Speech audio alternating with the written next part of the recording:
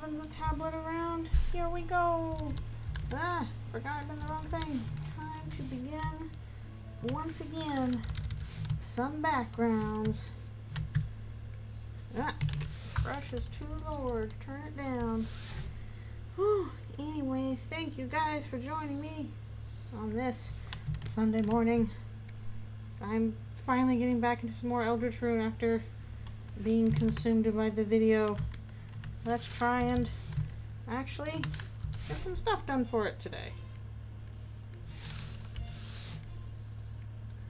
I at least started on backgrounds for it, so with luck we can get decently far into this week, although I am busy with some other stuff in this week as well, so I won't have as much time to work on it as I would like, but still more because I am also on break from work now. I gotta open commission soon. Anyways, I hope that you're doing well on this morning. I know the backgrounds are not as exciting as working on characters, but I gotta get done. This is like a 15-page part, so. So I'll probably post it in 2 parts. I'm trying to slowly add more chapter 3 and 4 remixes to my playlist. Hello, thank you for coming. Hope you're doing alright. Elfies is sitting up on her hammock and she's starting to shed on her face. Oh, it was a good kind of sad. It wasn't like, oh no, I'm so sad. It was an aw kind of sad. It was a good drawing. Thank you for sharing it. Oh yeah, I definitely get a bunch of remixes from Nix the Shield. I do that. Lots of places.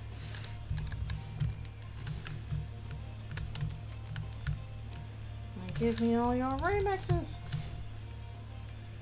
Give them to me.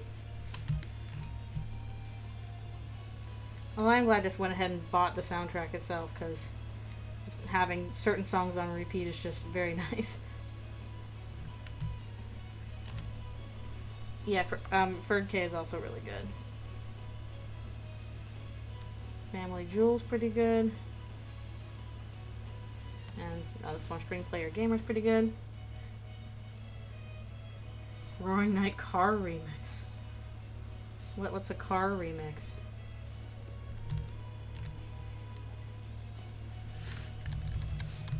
As opposed to a regular remix.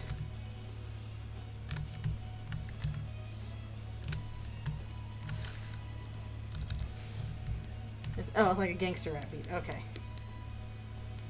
I would not be familiar with that, but I am intrigued. I like it when people try and reinterpret the songs with like really, really different musical styles. Like swing or rap or whatever, you can do cool stuff. Art is for making over and over again. Desk-coded. Very interesting that we've been pointed out that in these new chapters that Des is a musical prodigy, really good at music. But she also she had like all these instruments that she apparently didn't care for and just kind of trashed them.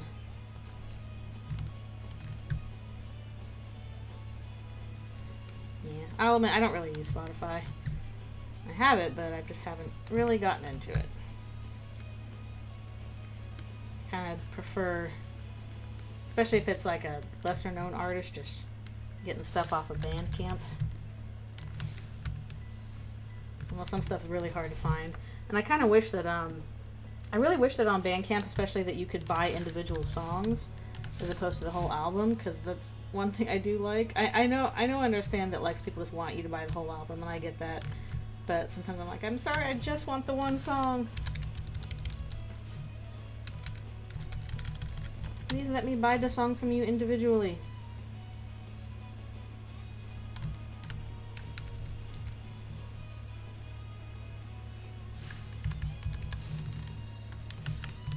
Yeah, I know there's a lot of stuff on Spotify, for sure. Just, I either end up I either end up, if I'm not listening to the songs on YouTube, with like a giant, where I can just put them all in the giant playlist, like I have with the one going on right now. If I'm like, oh, I like this individual artist, I want this individual song, then I try and get it off of either iTunes or Bandcamp. I think it used to be iTunes more, and now iTunes music just kind of sucks and doesn't do anything, so I'm like, okay, Bandcamp it is, I guess. But please let me buy the musics individually.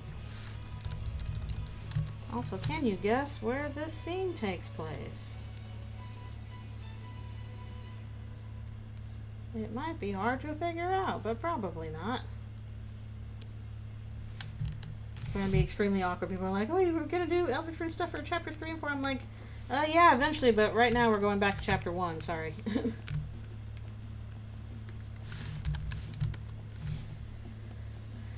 You just gotta practice. That's all you gotta do is practice. There's also lots of sites and resources out there to help you practice. Like an individual body part, or just the face, or something like that. Oh, that's another thing I have to do. I really have to get back into studies, because I've been slouching. I know I've talked about this before, but I really do need to just like take half an hour every morning and I can't, hard to do some life drawing unless I'm at the coffee shop, and that's kind of awkward. Not many people there anyway. But just go online to websites where you can like access models and stuff like that, and do a little study from that, because I feel rusty. So whenever I get a moment, I gotta get back into that habit. Well, that's the point of a reference, is that you are drawing from life, and you are doing that, but by drawing from life, you discover how to do it in your own way. You don't, not like people don't usually draw from life the same way. They emphasize certain things, they tackle it certain ways, but by drawing from a reference, that is an extremely normal and good thing for artists. I'm quite certain all my work would be better if I did that more often. Usually it's the gathering of resources that takes time, and I'm impatient, and that is a problem with me. That's what storyboarding will do to you kids. It makes you impatient. Beware. I see all these lovely rendered paintings, and I'm like, wow, it looks like it took you more than an hour to do. How am I supposed to do that? Like, I can do that, just, I don't know. Spending, like, a long time on one piece, feels weird to me. Whereas, like, yeah, sure, 15 pages of a comic, I can do that, but one singular painting. I don't know, again, working on boards has, ruined my patience for making beautifully rendered single pieces. I'm like, I'm wasting time, I have to do 50 more of these. It's like, no you don't, but my brain says otherwise.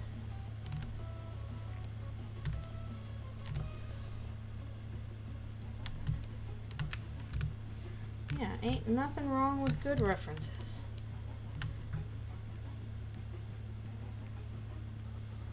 Especially with the last show I was on, we weren't really stopping to do cleans all that much with that show. It was very rough sketches. Which on the one hand I did like, because the way it was structured, we did like reviews of like your thumbnails really early, basically like stick figure stage. And I like that because then, like, you know, the director's gonna catch stuff really early in terms of, hey, this won't work, let's do this instead. And if you've only done it in like stick figures, then like it doesn't feel like such a chore to be like, okay, let's do it again this other way. Like it's a lot easier to make corrections the earlier in the process you do it. But on the other hand, I very rarely had finished looking boards. They were finished enough for the purposes, as long as they were clean and clear. That was all good. But It's different, definitely different to say how I do the comics. All roughs, all the time. Ah.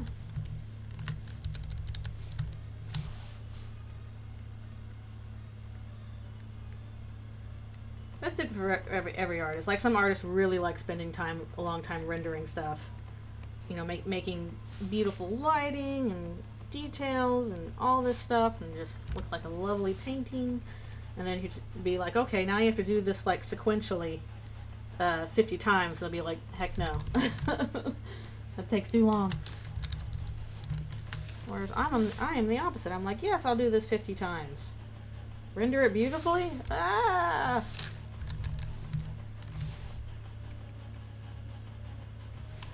Either way, reference is good.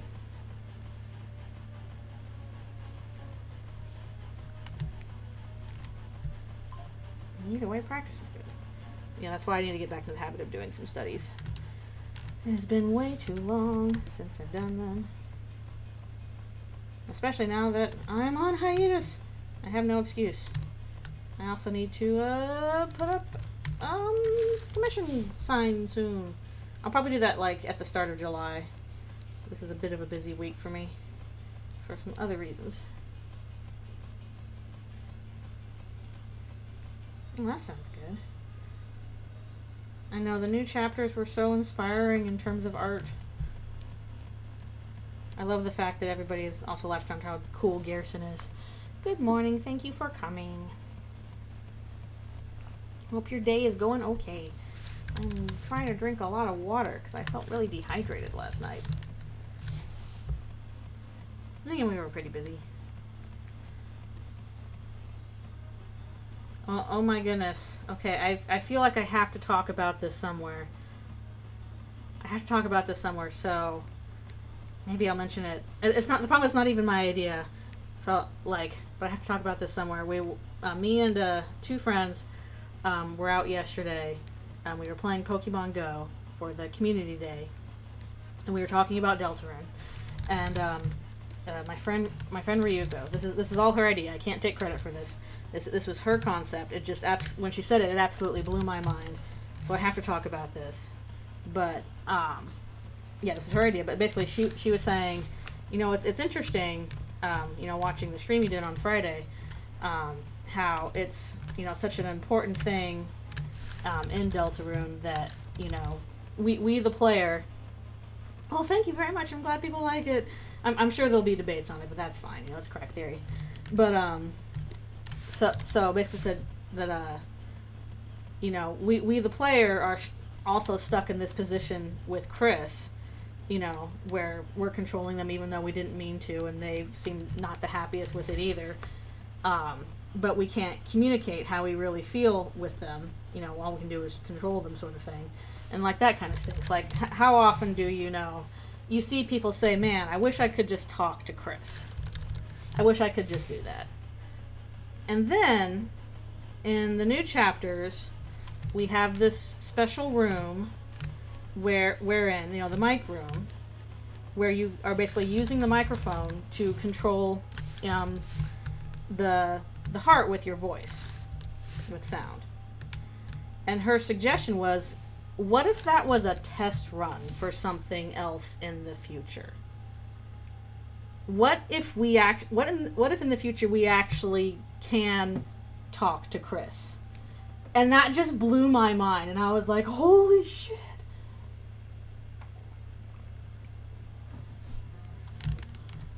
So now that's stuck in my head. Like, I imagine that would be a really difficult thing. That would be a really difficult thing to implement. Like, only certain phrases will get a reaction. But imagine that. Imagine them doing that. I hope it happens now. I think that would be amazing. Oh yeah, I mean, it's the YouTube comment section. It's going to be pretty illiterate. I will. All I can do is hope for the best, I think. Yeah, some are genuinely cool, and I'll respond to the cool ones. But I know definitely people are not the best just because some of the comments on, like, the animatic for the newest girl just bugged the heck out of me, especially that, oh, why is it, Noelle's still into Susie and didn't do anything about Chris. I'm like, y'all not beating the can't read allegations.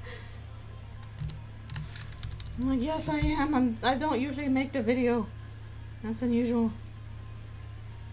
But I hopefully he's tried to address the, you know, well, I think monsters just might have blood in this universe. Yeah, they just might. I said so. I said one of the options is, yeah, maybe they just have blood in this universe. That's possible. And Susie's not special. Doesn't be next to you, Pikachu. It could. I don't know, man. Talk to the Chris. I just think that'd be crazy. I think that'd be crazy. He bleeds because he's low on calcium. Well, that means Susie is too. They both need to eat chalk. Susie bleeds because she thinks it's cool. She's like, man, wouldn't it be cool if I bled? Just does it through sheer willpower. That's how cool she is. Like, it's like, yeah, there's fruit juice here. It looks like blood. Yeah, that's why I'm always drinking it. That's her magic. Just wills blood into existence. See, that one always bothers me. It was the red fruit juice. I'm like, no, guys, she's not leaking fruit juice out of her fist. I'm sorry. I know it's a joke, but that's not what's happening. It is not ketchup or fruit juice. That would be extremely silly. I don't know, and the one idea I push back on is they're like, well, maybe it only happens in the dark world. I'm like, there's the whole scene where she's like, I know how to clean blood up. There's a blood stain in your house. I'm going to clean it for you. She knows how to do it in the light world. That's not her first rodeo. Look how edgy I am. Oh, I don't know if I want to read comments on stream. I'm sorry, that sounds miserable. I don't know, maybe. But I don't want to be being like, oh wow, this person's stupid. Like, that's not fun. That doesn't sound fun to me. The strength of Andrew Cunningham. I do not. Andrew Cunningham has, well, also probably a much better voice than I do, but much better strength. Plus, man, not those take, like, you know, hours. I feel like those are like 6-hour videos. Why am I at 25? That's way too big. Okay, my teacher voice. Raised by teachers. A pear, that's substitute teacher food. That is true. I like watching his streams, but he's like, I'm gonna play through, you know, chapter 4, and it takes him 24 hours to do so just because he has to talk through everything. It's fun, though. It's fun. Just, oof, it takes such a long time. It's the opposite of Shay. Like, Andrew taking, like, you know, 24 hours to get through the chapter, whereas Shay's like, I'm gonna do it in an hour for the speed run.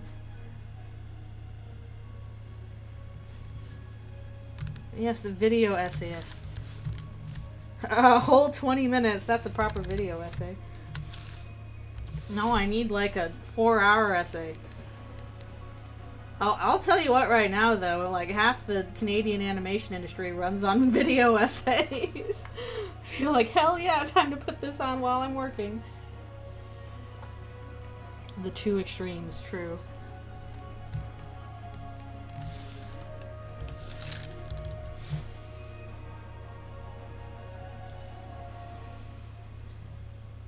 Oh, was it that long? Good grief, I can't remember.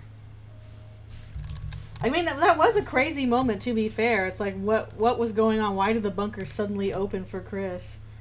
Chris, what are you up to? That's fine. I like watching speedruns. I'm really excited for GDQ. I'm gonna donate a lot of the monies, because I want to support it. Oh, probably a lot. Yeah. It is #1 on my YouTube right now, in terms of analytics, so yay. Of course, I imagine as the reach goes, the comments get stupider, but again, that's reality. I don't think that's unique to videos either. Just in general, like, the further your arc goes, the more it's like, oh, I don't know if I enjoy these comments. Yeah, Shay's very fun to watch. Again, I'm super excited for the run for GDQ. I'm like, I'm gonna set aside the time, order my food, cheer on.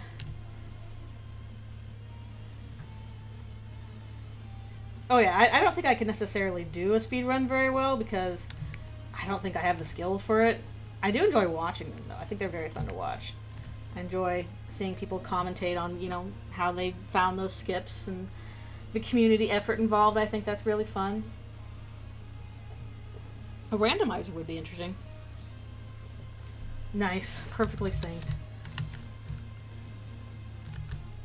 You've been doing later ones recently.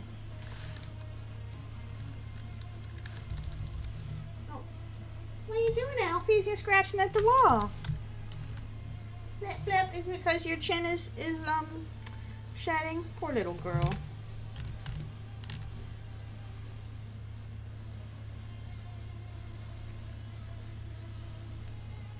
Yeah, I do enjoy the fan games. Maybe I have to try more to get into, like, the AI rewritten ones, because whenever I watch the AI rewritten games, like, those are not super fun for me. Because they, like, all devolve into, like, sex and politics jokes eventually, and I'm like, okay. Although I know some of the quote-unquote AI written ones are not actually written by AI. Like, that's fun, at least. I would much prefer a written by a human silliness. Are there randomizers? I don't know. I think Shay did play a randomizer at once. Basically, it's like any enemy could be this and this. Something like that. I don't remember. Yeah, exactly. I like the jokes that are not just sex and politics, because I don't know, those are bottom of the barrel jokes, it feels like.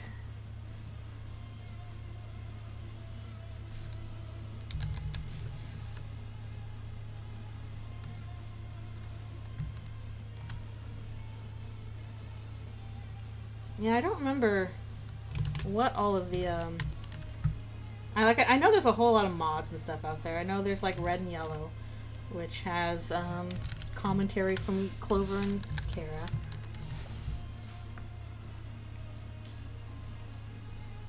And I'm sure there's other mods I'm forgetting.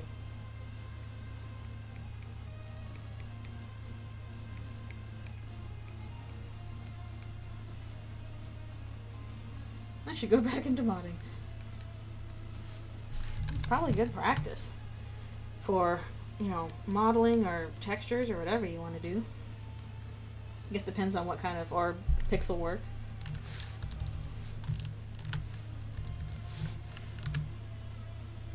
Yeah, Google Translated sounds funny at least.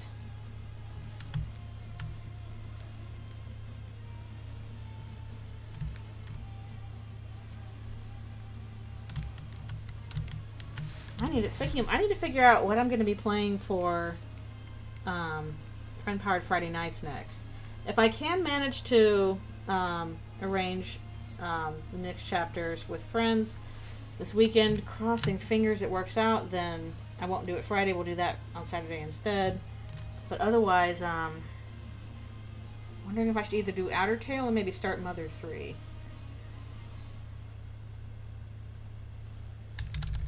Yeah, it's like, I'm sorry, like, humans are always going to be better joke tellers than a computer.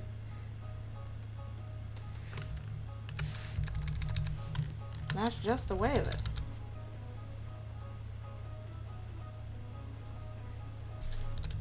Maybe time for another poll, yeah. I put out those long polls a while ago and then barely got to them. Ugh. I'm sure there's some other stuff that's come out since then too. Also, I need to try off probably at some point.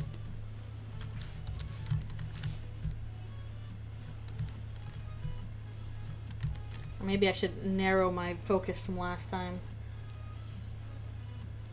I don't know, but I'll see if I can't get the friend gang together for chapter 3 at least. But I'm waiting to hear back. Again, scheduling people is difficult when you're an adult. Oh yeah, yeah. I'd probably have to wait for the off remake. That's correct. So I know the first 2 zones are out, but not the rest of them. Oh, yeah, is Ultra Kill a first person shooter? 'Cause I will suck at those. I'm sorry. I don't think I could pretend very well. I actually tried to play Uncharted 2 a long time ago because I'm like, I gotta get the hang of more, current gen games if I want to maybe work around this industry or whatever. Back before I really got into animation, so I started playing that game, and it was fine until I got to the FPS part, and then I just stopped because I'm like, I'm bad at this and I'm not having fun. I don't enjoy shooting things. This is stressful. Goodbye. I just never finished it. It's just really not, like, I don't know. Maybe something like Doom with, like, tank controls would be better. I have no clue. But just a traditional, regular, current gen FPS, not fun, not relaxing, stressful for me. I tried. Maybe there's something out there that, will fit that niche and I'll enjoy it, but I'm not sure what that is yet. Friend-powered Doom stream. Can Doom run on a streamer that's bad at FPS? We'll find out today. We got 1 page down.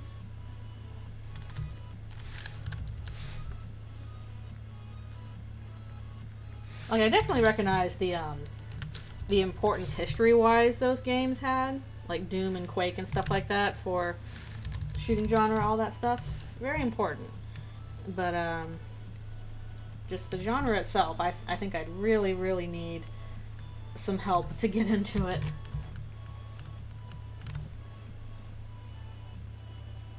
Can this animator play Doom using sticky notes they drew the frames on? I bet you somebody has. You joke, but we'll get it to run on anything. I do like the irony of, we tried to have generative AI or whatever build Doom maps, and it turns out they would just, like, always break if you looked at the floor. So it's like, we did it. We created the machine that can't run Doom. we finally did it. We can do it on bacteria. We can do it on an Apple Watch. But we can't do it with ChatGTP. Like, this is not gonna work. That's how you know it's bad. It can't run Doom.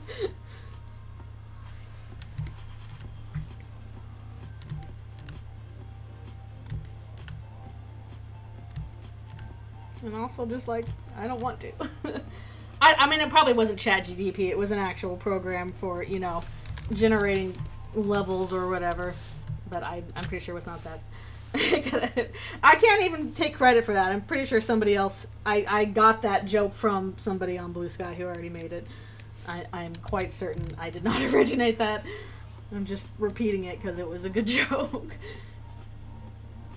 The AI bubble is Doom.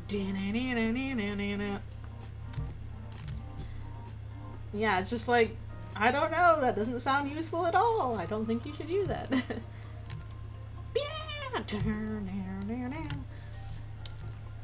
Alright, after I finish this panel, take my stretch break, really hoping my wrist does a little better. It was kind of yucky yesterday, and I'm kind of suspecting that because I was using the mouse a lot to edit the video. I think probably what will stop me from doing a lot of editing instead of just drawing is, well, one, I like drawing better, but two, using the mouse aggravates my wrists more than using the pen does. It feels worse faster. I think this happened to me once when I was a long time ago. I was trying to apply for a job. I was, I didn't really have much in the way of work. It was pretty bad work-wise. I was trying to apply for a job of, like, converting 2D movies into 3D movies to be re-released, and so they were having, a bunch of, people practice on, you got to take a frame and break it apart into elements that can be put in 3D, basically. Mice hate queer people. Stop it, mice. But yeah, that was spending several hours out the day in like a studio in San Diego or whatever. I had to drive down for that. Just like clicking on the mouse, and trying to properly take apart a frame of a thing to demonstrate that we could do it. And by the end, I was like, this feels really bad. I don't like how this feels on my wrist. I don't think I can do regularly things that require a lot of mouse clicking. Excuse me. Without some serious other, like, an entirely different setup that helps my wrist. Because at least the drawing things now, it's like, okay, I've got my tablet at a certain angle, using the pen does a certain motion with it. Yeah, I have never played Cookie Clicker. I don't think I will. Honestly, even like, when I'm sitting at the computer just browsing, I will often just like use the mouse with my left hand as opposed, even though I'm right-handed, just to avoid doing it with my right hand too much. So I am up to stretch. And that's a little awkward because I have a right-handed mouse because I'm not left-handed. And I can't really use a left-handed mouse normally, but I will still just, like, try. And if it's like, just regular browsing or clicking on stuff or whatever, it's like, okay, I can use the left hand for this. But no, literally, I will try and avoid using the mouse with my right hand if possible. That was not really doable when I was editing because I was trying to be more precise. And I am not left-handed. But it started to bother my wrist quite a bit. So I'm like, well, shoot. Well, darn. That's another thing. Watching Shay do the speed runs, and I see his wrists on the thing. I'm like, sir. I'm like, dude, please take care of your wrist. I really worry that one day that's just gonna stop working. I know they say that they do take care of them, and that's good. You gotta, like what I'm doing now, exercise, stretch and all that. Just, it really sucks when very suddenly you hit that wall with your body. Wait, no. Why? you playing the piano. Why don't you play this other thing? I don't know, dude, because I'm doing this thing. Good grief. I never understood that. Way nobody try Gaster's theme. Also, Gaster's theme is like 4 notes. I'm pretty sure people have tried it a lot. It's fine.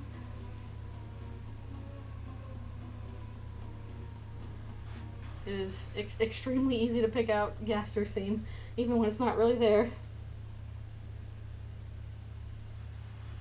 Oh, okay. It's the showing the songs that get a response. Okay. So I'm assuming that Gaster's theme has been tried on the piano and doesn't get a response. Is my guess. Because I'm pretty sure if it did, people would have talked about it by now.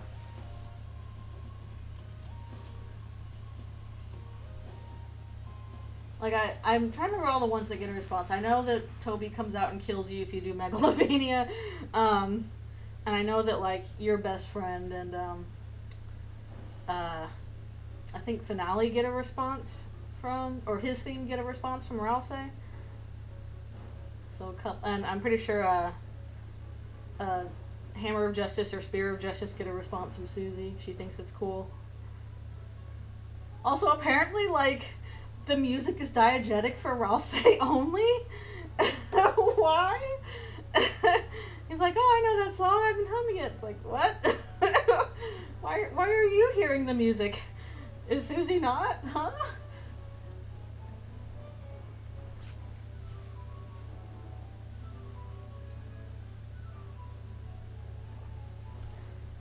Is that just for him, or is, like, the music diegetic for all Darkners?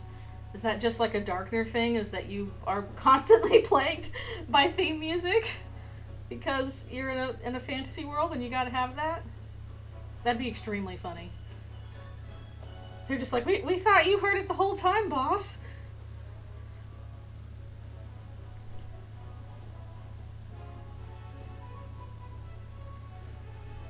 All the stuff with both Chris and Susie and the piano. Elsie's like, Susie, your theme is awesome. My what? Can't you guys, don't you guys normally have music going all the time in the background? No? Oh, forget I said anything. Like, what does that mean?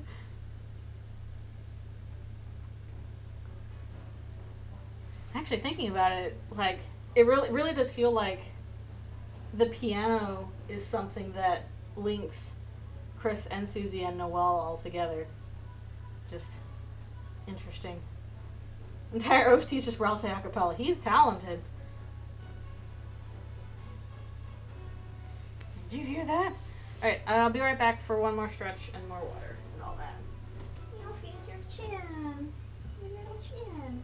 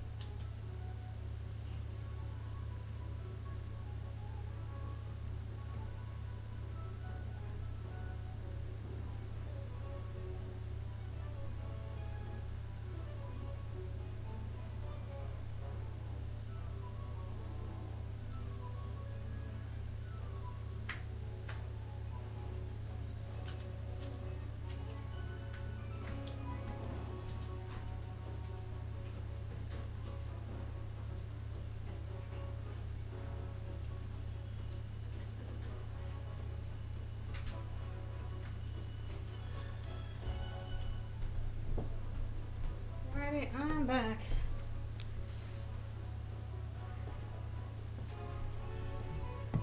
I know. Lots and lots of piano stuff. I forgot. I don't know. I think somebody like tried to teach me a bit of piano when I was about 10 years old, but didn't pick up that much from it. My brother got more into it though. He got a piano, like a very, very old-timey piano. It was up in his room for a while, and he would just sometimes go up there and just start playing, and it was really nice.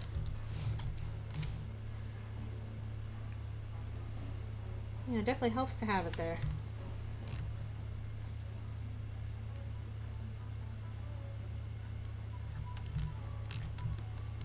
I don't know, I kind of hope that, you know, the moment the game ends on is just like Susie and Noelle and Chris like all by the piano together playing. I think that would be very sweet.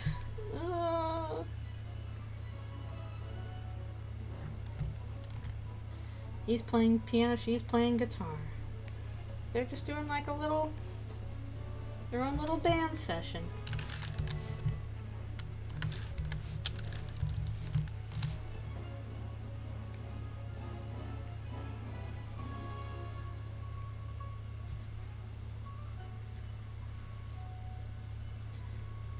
Yeah, that's the, why are all the good hobbies involve destroying your hands? It's not fair. Unfair. We need more hands. Or better, stronger ligaments or something. It's not fair. Come on, hands. Well, I think Chris knew how to play, I think Chris learned how to play the piano from Des. That seems to be the, suggestion. It seems like Chris really liked Des and wanted to and looked up to her in a lot of ways. I know, I saw the fire through the fire and flames, and I was like, holy crap, but also it was extremely funny that Rouse has, like, the censored lyrics through the fire and flames. Like, that was really cool. Oh, the one that's missing some keys. The Rouse lyrics were so funny.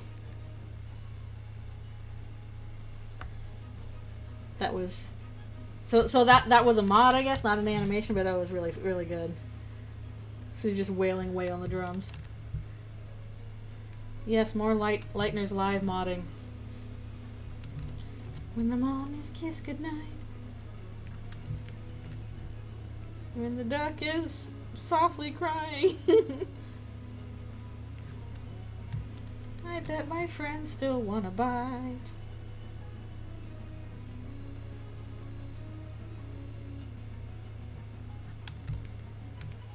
He's like, and your future's really bright. There's nothing wrong happening here, please.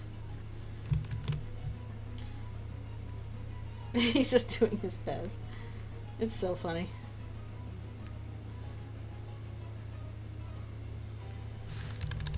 Okay.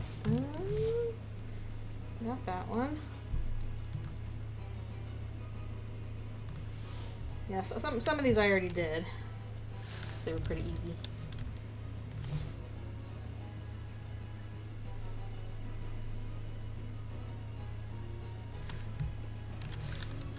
But yeah, it was definitely the best lyric.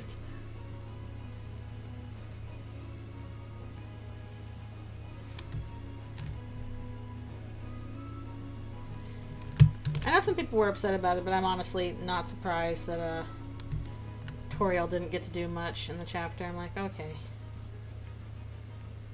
I can see why this didn't happen.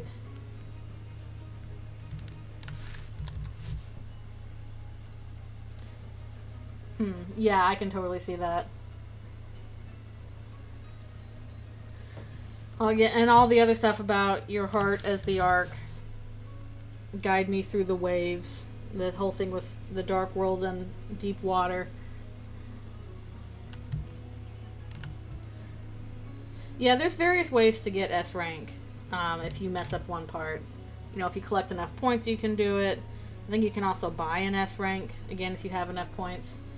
You can technically get it by getting a Z rank, I guess. But I've kind of heard that's actually a little harder. Like, you gotta screw up a lot to get Z rank. But it's totally doable. Pretty much my very first run, I got S rank on both boards without, you know, really knowing what I was doing. So, totally doable. Yeah, if you find all the bonuses, that will help. Because I usually was able, like, okay, I'll get, you know, the 4th key and whatever. Extra photo, both extra keys. I thought you could only get the 5th key on a replay.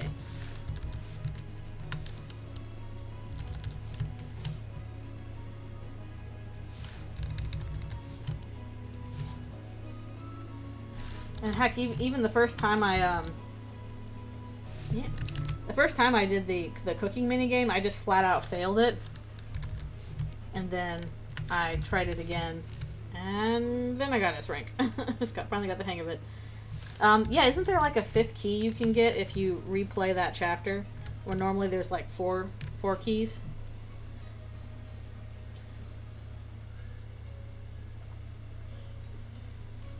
That game does look hard if you're like specifically just trying to get for a super high score of like, okay, I'm gonna get a giant stack and just give it to El Nino or El Nino La Nino, because oh boy, that's difficult. Okay, yeah, that's what it is. Yeah, my first time playing, I got the 4 keys, but then I was like, wait, there's a 5th key? Weird.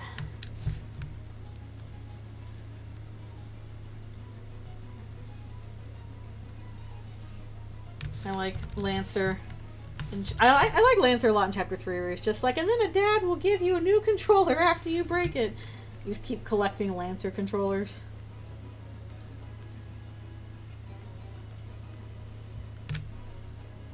I know, good grief. There's so much to do, even just like opening it. It's like, Tenna, why are you a 3D guy? Holy crap.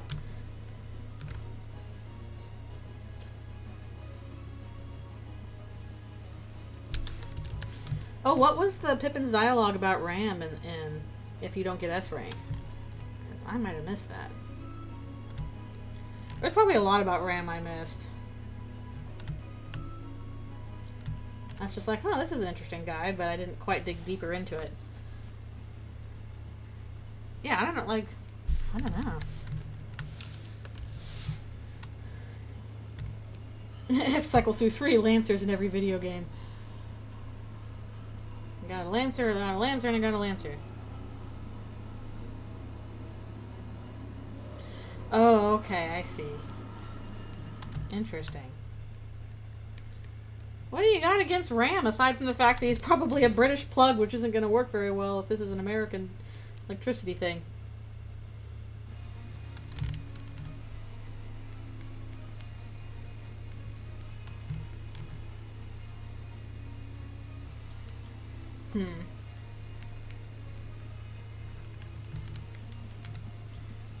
Yes, how's Chris doing? Ram very concerned with how Chris is doing. I don't know, because he uses like British slang, like love, kind of thing. How you doing, love? That feels very British. Yeah, I know he's a power strip that they stole from the library. I know, like, what is your problem, Pippins? If that's the case, okay, why do you have a British plug in the library either? Because that's still not going to work. The voltage is different. That's why you have to have converters.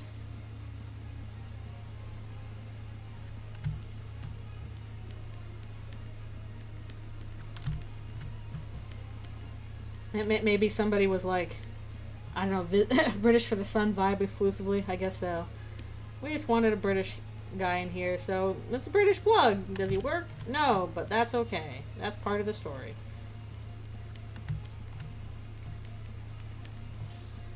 The voltage, sir, the voltage.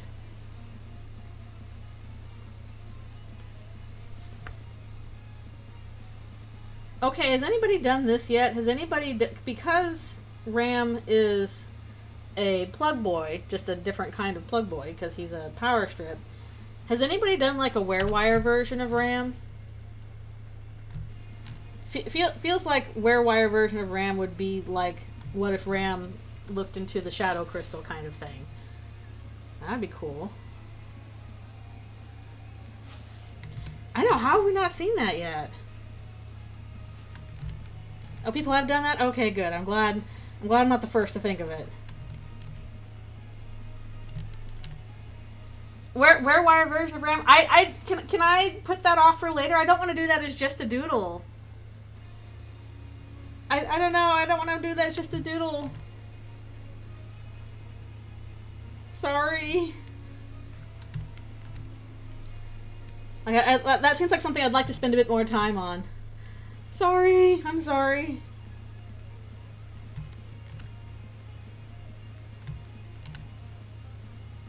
I'd have to like stop and think about that for a bit, and also look at how wear-wires look again, just for more ideas. Also, speaking of, I probably should open a Photoshop for that just in case. Yeah, I don't know. I think that could be interesting. Wear-wire Ram, or would it just be like wear-wire Ram? Love Toby's terrible 3D model controller that brought you Sonic Free Riders, and is also a Ghost Trick character. I should try a wear-wire Ram. I should. Wear-wires are very fun to do.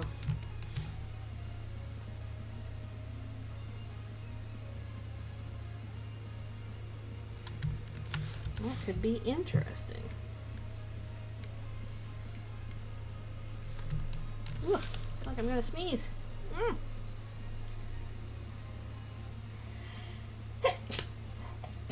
Oh, excuse me.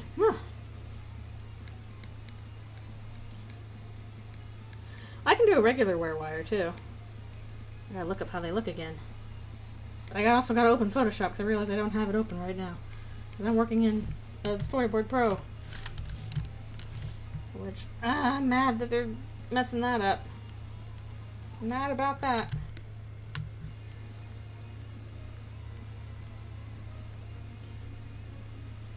Excuse me, sneezies. Elfies, you never sneeze. Even though your chin is peeling.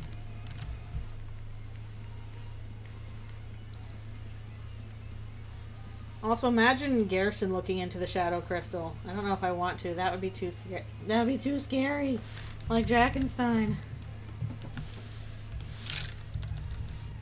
I do appreciate the fact that Garrison is like, nah, I don't need that. That's for chumps. Whatever.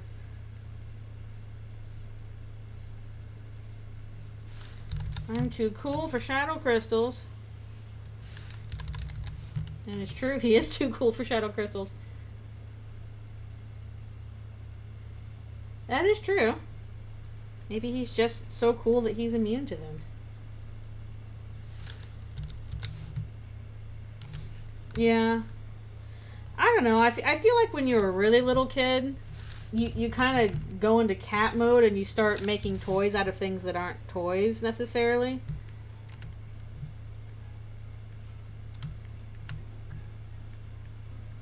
As long as it wasn't plugged in, I guess. Kids be playing with anything. Like literally, oh, like when I first played Chapter 1, I was like, you know what? This reminds me so much of like what my little brother and I would do to play our big epic stories when we were like little kids. And how you would just like take random things, you know, random things you had and make it be like, and this person is like actually blah blah blah, and this is the big thing they're gonna do. And like I don't know, like when I was a little kid, like me and brother had this, you know, ongoing saga of like the goods versus the bads. Very basic. But like the king of the bads was literally like a yellow brontosaurus bath sticky, like that you put on the wall when it's wet. It's literally just, like, it wasn't even that exciting. It was just like a yellow bath sticky. But this was like the king bad guy for us. We just decided that we're like, that arbitrarily decided this is the main bad guy. He commands all the other bad guys. So this is just to say, when you're a little kid, like, you don't really follow the rules of play. You just, you know, do whatever sounds cool to you at the moment. You make stuff up. And then you're like, and then this happened. And then this happened. And it's like, yep, that's sure what happened. That's how kids are. Exactly. All play is Calvin Ball, ultimately.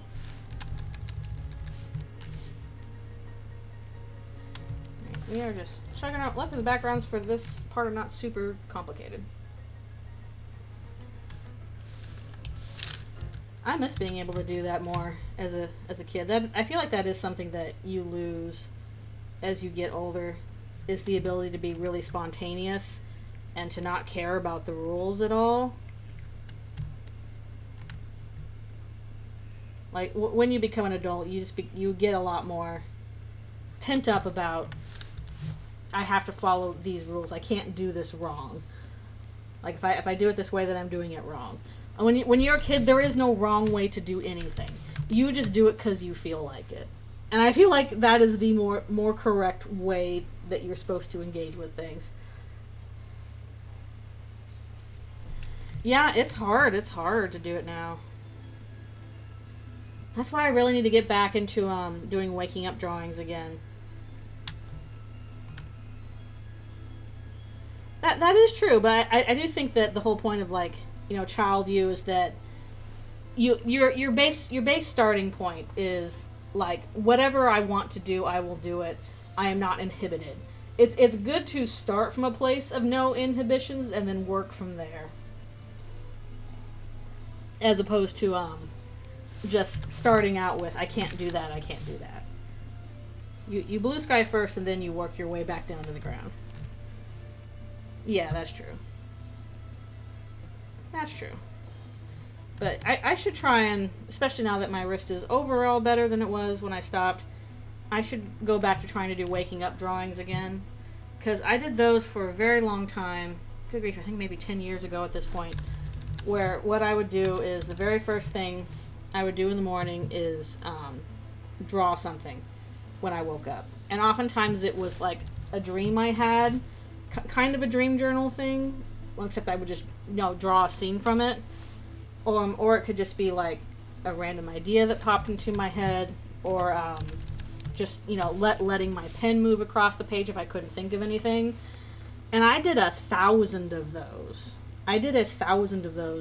And from those, like, a lot of it was just, stuff that wasn't really super useful. But some of it was really interesting ideas that I would not have otherwise. Like the space side from Skybox, the basically astronaut birds. That was originally from a waking up drawing. That was just something I drew like in the morning one day, not really, knowing what I was doing, just kind of drawing and seeing what happened. And then I was like, oh, I like this. This is a very interesting idea.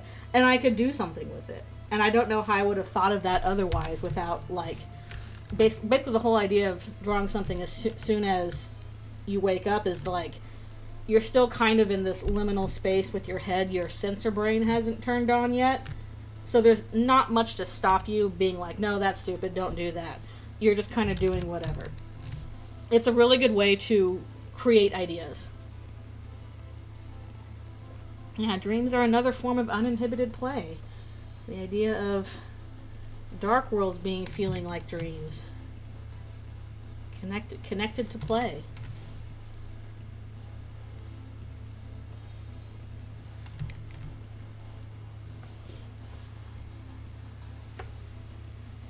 Yeah, that's the only problem. You gotta do it as soon as you wake up.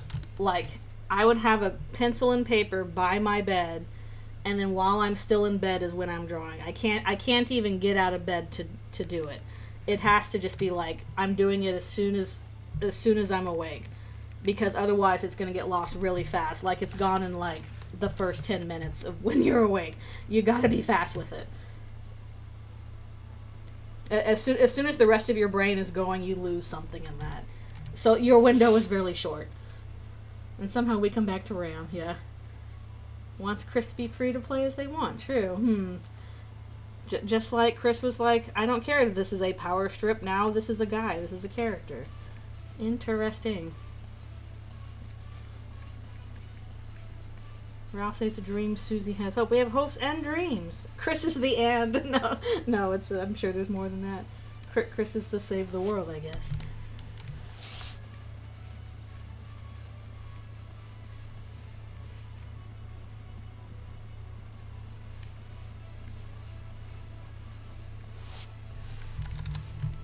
Well, I'm scared for my kids, though. They gotta be okay in the end.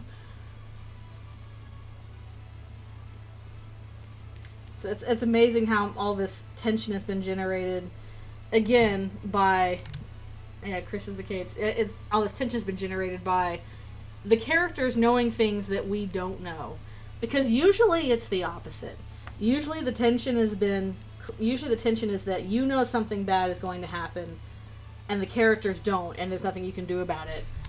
I find it fascinating that it is the reverse now. The characters know something bad is going to happen, and you don't. It's way worse that way. That's fascinating. How many other stories do like that in reverse? I would be pretty upset if the prophecy called me a cage too. Like, why did you do that, prophecy? Even Susie's like, why are they calling you that? That's stupid. Also, Susie, how have you just now noticed that the heart that's coming out every time you were in battle belongs to Chris?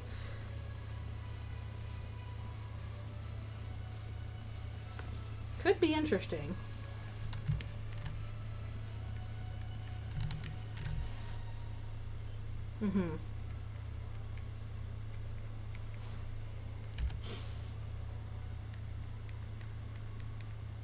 Like, who are these people actually supposed to be?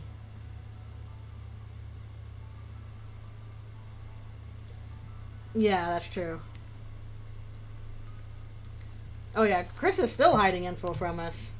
They're still like, nope, you will not know who I was talking to on the phone, even if I couldn't hide the fact that I was on the phone.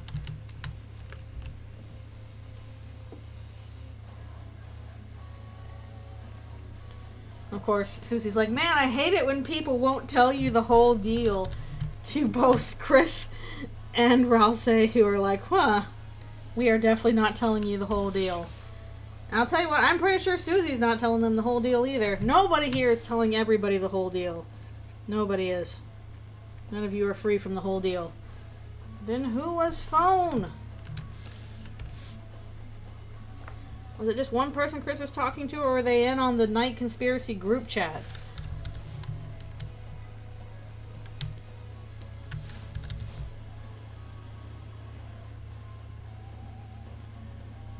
Telling people the whole deal sucks, to be fair. That is true.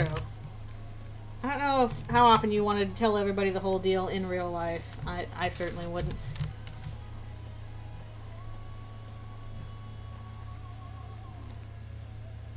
In this case, it might be useful, just for the sake of their safety, to know as much of the deal as possible. Maybe not, but... Yeah, this is Chris... Like, the Knight's like... Or Carol's like, why do we have to have this soul around such a pain? Knight's like, no, that Chris can't do anything in the Dark Worlds without the soul. We discussed this, Carol. Please refer back to our previous conversation regarding Chris's soul.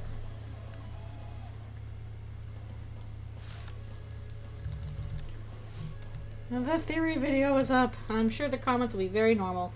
Oh well. We've been okay so far. Oh yeah, I think at least in the weird route, he'll be like, what if things could be even worse? Indicating, you are doing it, you're doing it worse. Chris, the mayor, and the Knight in their private Discord VC. Of which only the Knight and the... Actually, I feel like it was just that. Then like, why is the Knight never talking? Except for making... Susie, trauma dumping? I'm not your therapist, Ralsei. Good grief. It is 20 minutes. They had the group chat when Des was still normal. Her mouth broken. Her mouth is also kind of her eye at the same time. It's a little unclear. It seems like it's both whenever it's, you know, relevant.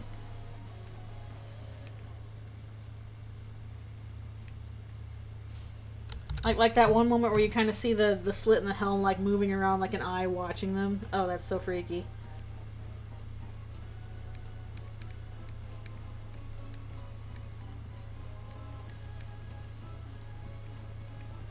What does it mean? Extremely cool Knight design, though.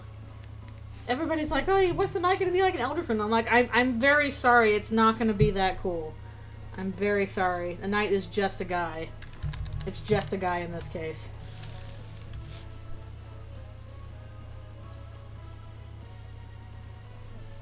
Canon Knight is cooler, I will say that right now.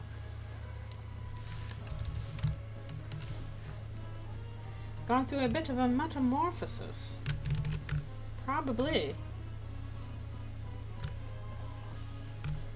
Or with the whole, I'm going to scream by throwing my ribcage open.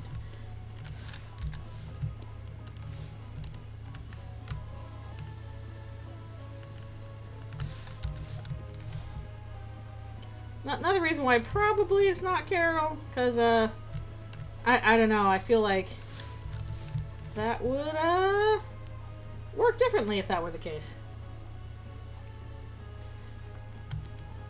Yeah, deer skull shape.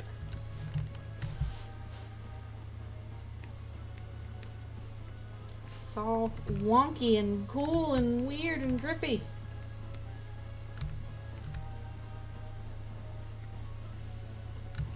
Also, why the holes in the hands? Why that?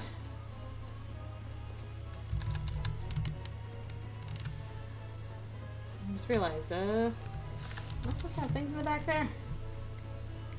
I'll just draw them just in case. I know I have another one back there. What?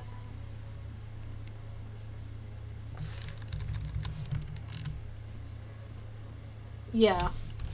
There is something going on there that is outside the normalness.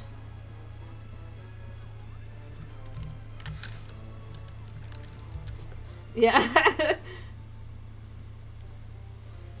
I've seen quite a bit of Desreal with like God of Hyper Death and Night Deaths, and I find it amusing at the very least.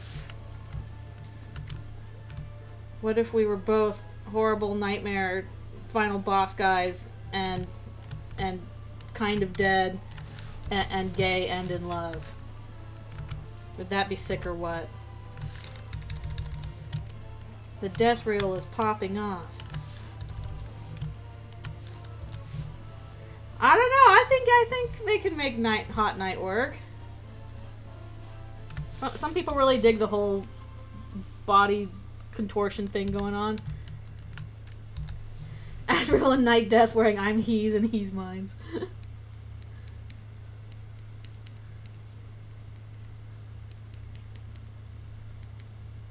I'm with the horrors. Alright, after this one I think I need to take another stretch break because it's time again. Hey, I'm making progress. This is what are we on? 1, 2, 3, 4, 5. 5 pages are done. That's good. 5 out of 15, but progress. Yeah, I'm not surprised people are thirsting after the night. I think that's quite normal for internet.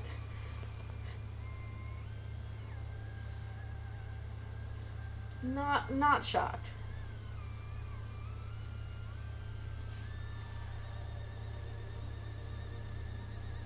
Yeah. I mean, the thing with characters being hot, that's always subjective. That is about as subjective as things get.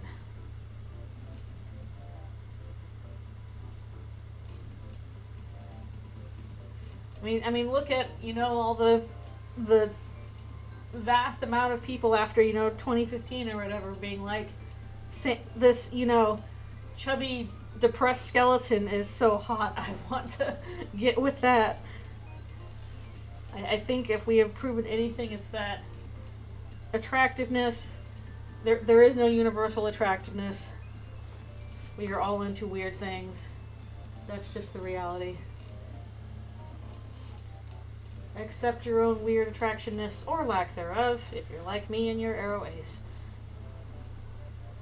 Well, these characters look so cool. What's hot? Yeah, that is me.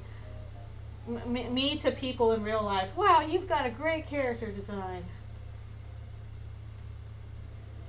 Are you attracted to that person? No, I just think their character design is cool. I'm gonna let them do their thing.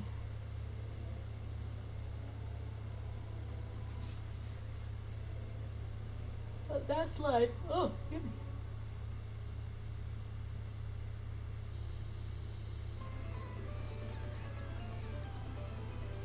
Pickup line.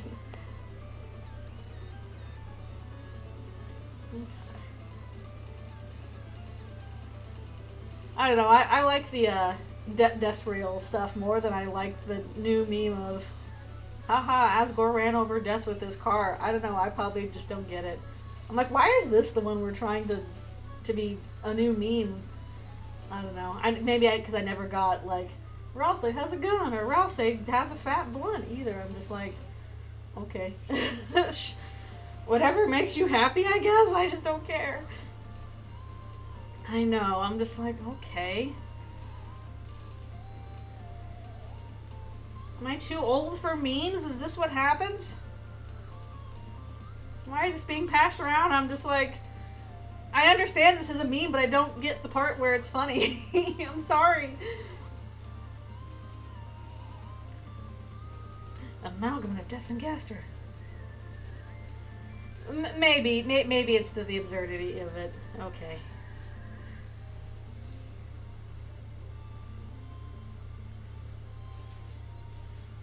I know. Poor Vine.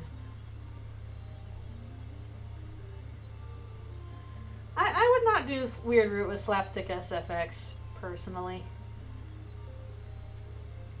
Not my kind of funnies. But that's just me. When he's reusing the Hanna-Barbera dunkly dunkly noises from the mic fight or whatever. Oh.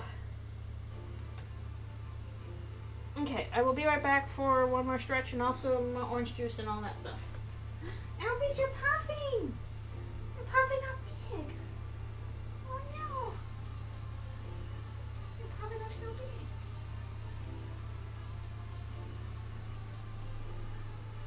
Why are you puffing up?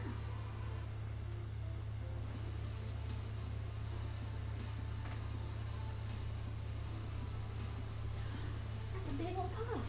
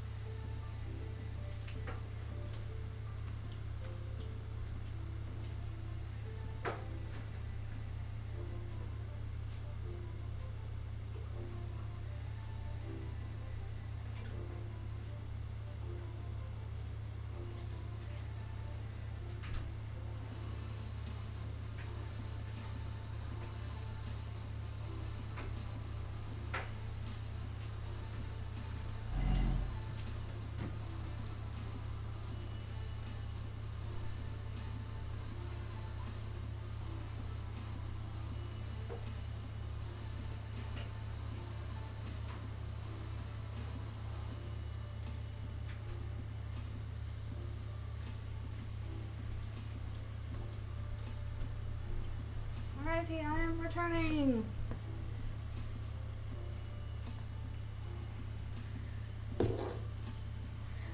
Oh, yeah. People will be like, wait a minute, you did that? Yes, I am still alive somehow, despite best efforts.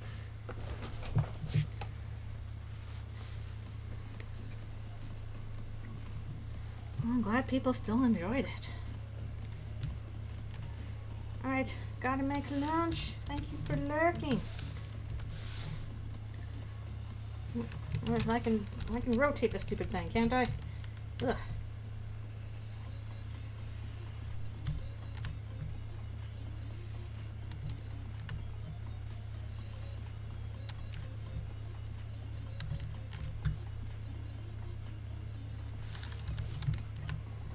Yeah, no, I definitely need to get back into Eldritchrune since I said I'm working on it. Oh, am I gonna have to subject myself to the psionic damage? Alright, thanks a bunch for coming to the stream.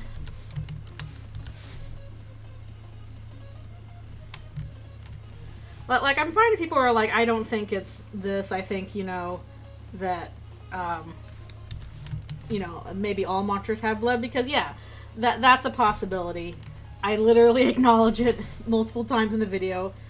I literally say, hey, one big possibility is that all monsters have blood. Susie's not special. There's evidence for that. Quite a bit of it, actually. Just a what if in this case. Yeah, exactly. But point directly addressed in the video. Like the whole thing about, or anything about, like, but they mention blood and raise up your bat. I'm like, yes, that's me mentioning it. They do in fact do that. You cannot grasp the true form of the comment section's attack. I'm gonna have to pray my way out of this one, please. Help me, player. Wait, I am the player. No.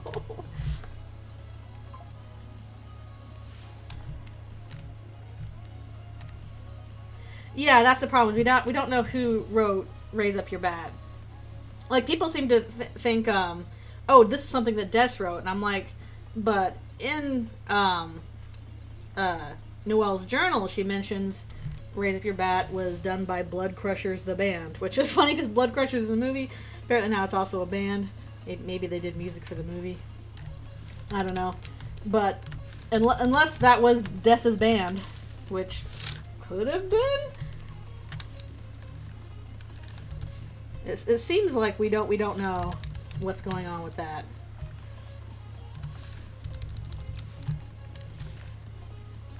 Do you crush blood? You can crush stuff into blood. Good grief, my stupid keyboard.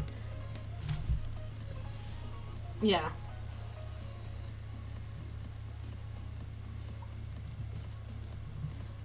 Blood crushers. Because they also talk about the Blood Crushers movie or something like that. Oh, I think it's interesting how, like, all the movies that, you know, Noelle and them talk about, Susie has only seen the sequel. She hasn't seen the original. Which, I don't know, could be an interesting commentary on, like, Undertale and Deltarune. How, you know, most of us are going into Deltarune with this conception of having known Undertale, having played or experienced Undertale, and this is the sequel. Whereas Susie's like, no, I've only seen the sequel. It was cool, though.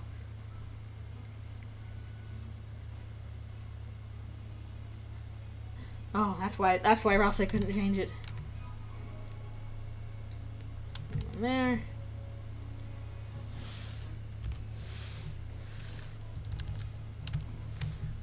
Yeah, it is frustratingly unclear. That's why I don't think you can, like, say that. That's why at the end of the thing, I'm like, I don't think there's hard evidence either way for Susie being half human, because it's not clear whether or not monsters have blood in this universe.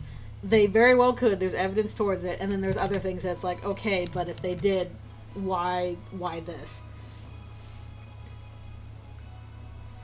I don't think that's the case. I think that was kind of why it was a big deal. Like, you kill Toriel. If you slash Toriel, there's no blood that comes out. It's just kind of like a slash. And then you can clearly see it going on with Sans, and that feels like a big deal. Also doesn't show up with Papyrus. I think the whole thing is that Sans was really unique in that case. They were like, wait, what happened there? That was a big deal, like when Undertale came out. But she's not. She's not visibly bleeding. That's why it's so odd. If anybody would, it's her, because she's a boss monster, but she's not.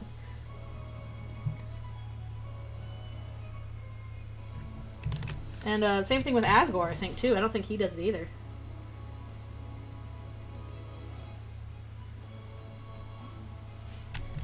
I know that world building was never Toby's focus, but sometimes it's like, oof, it's hard.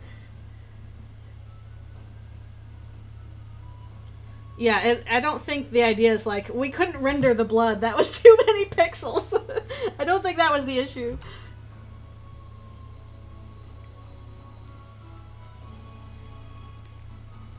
Yeah, it could just be their soul. Yeah, like, that was done kind of deliberately with Sans. And, like, maybe it was not... Maybe the implications were not thought through at the time, and it was like, it's just depicting a death blow. But, I don't know, just odd. I was asking their Deltarune versions. But then he's obviously talking about being in the underground.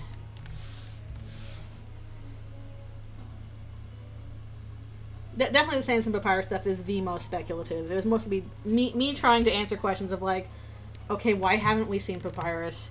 Why are there these weird differences between what Papyrus and Sans know if they're both from Deltarune, even though right now it seems very clearly telegraphed that Sans is from Deltarune. But what about Terry? Terry's the one that we see from in Deltarune, the cool one. Papyrus lived in your backyard. I'm just picturing him flying over your head, like flapping his arms like a bird. He's very majestic. I'd watch the Saturday morning cartoon.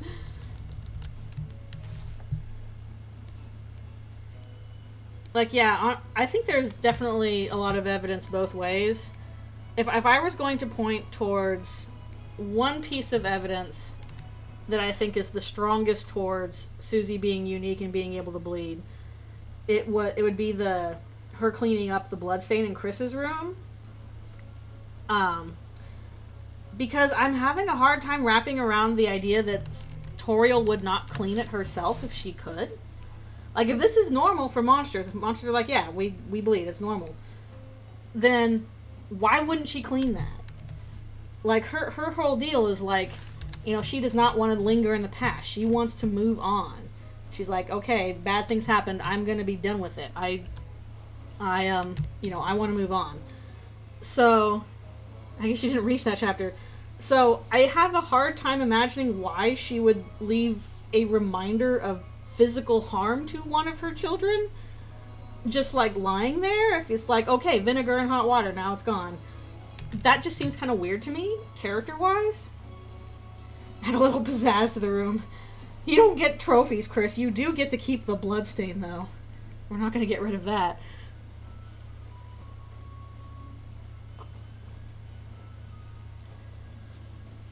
Yeah, Susie immediately clocked. Oh, that's blood. Why haven't you cleaned this? Just clean it this way. But if that is the case, why wouldn't they clock it as blood if blood is something normal for monsters? Just, it feels odd to me. I mean, the explanation might just be they just decided not to until Susie did it. But I still want to know why. Yeah, how did I get there? How recent is that? Is that been there for a long time? Does that happen recently? What's going on with that? I dropped my suspiciously blood-like fruit juice. Susie would drink it. That's why I'm always drinking it? Okay, I don't think that theory is correct. No, I don't think that's what Rouse is.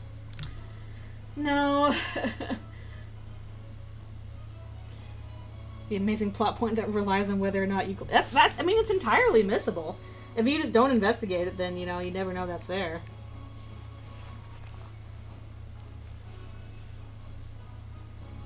Yeah, she's, like, being responsible for it. And, like, heck, Chris agrees to help. She's like, oh, we don't have time for this. You do it anyway. Like, she seems pretty determined just to be like, oh, I'm not going to leave a bloodstain here. I'm going to clean it up. Yeah, no, it's an easy miss. You literally have to go and interact with the bloodstain while Susie's with you in your house.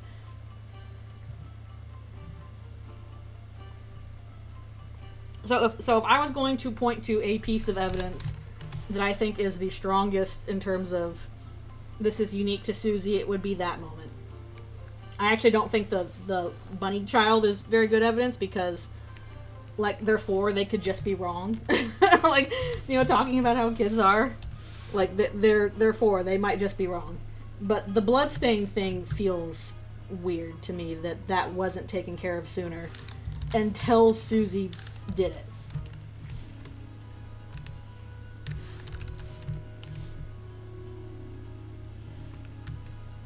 having a hard time working out why that, like, basically if blood was normal for monsters and they like just knew how to deal with it, then I feel like that wouldn't have been there in the first place. Oh no, the 4-year-old got something wrong. How could they? They're 4. Of course they got things wrong. I don't know if it's that big a deal.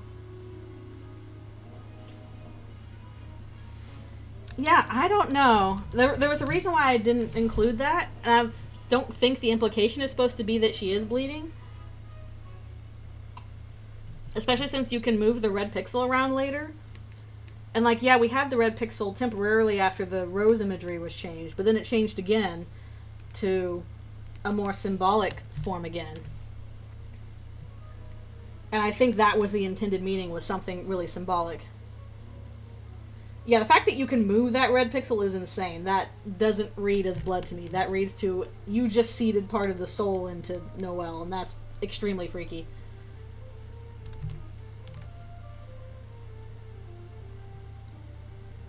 Yeah, true. Like, her just... I'm really glad we got to have Susie be in Chris's room. I was really worried that, like, that would be kind of just locked out because we would only be focusing on the TV and stuff. So I'm glad she got to Chris's room and was like, dude, I'm going to give you a prize. Dude, I'm going to clean up the bloodstain in your room. Like, she just does these things. And already improves their living space. I love her. She's so good. No weird root. Like fungus. Or like a heckin' cordyceps soul. The citrus soul just getting in you and getting to you. The Last of Us Soul Edition. Souls reproduce through budding.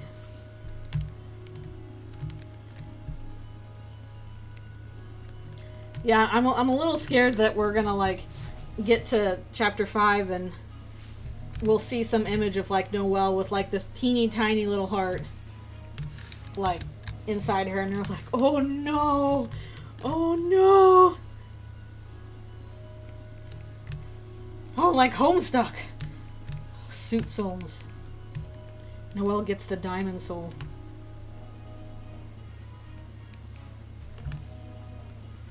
What a twist. And where does that put Rouse when he has, like, an upside down spade on his thing?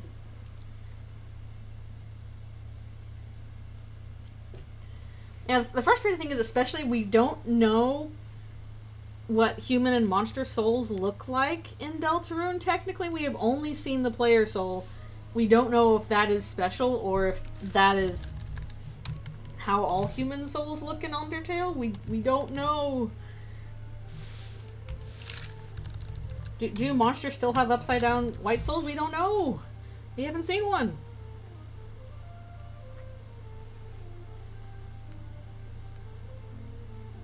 We are the soul parasite, true. Let us kill Birdley so we know what monster souls look like. He's not even dead, he's in a coma. He could get better. Ignores the entire game. No, that's the thing, we don't know. We think we know. But what if we don't know? For the theories, Chris. Chris, it's okay if it's for game theory. I will gladly be your foolproof evidence. Just please mention me on the YouTube video.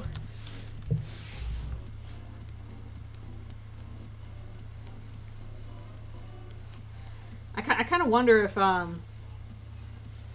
could just get a biology textbook. Oh shit, for real? Title Undertale sequel? Oh jeez. That was how it happened when Deltarune first came out. Undertale 2? It was not Undertale 2. 2018. It was not Undertale 2. And yet, I think there was... I'm not surprised people thought it was. Literally, when I first started playing, I'm like, wait, is this a sequel? But, like... Because we're on the surface, but...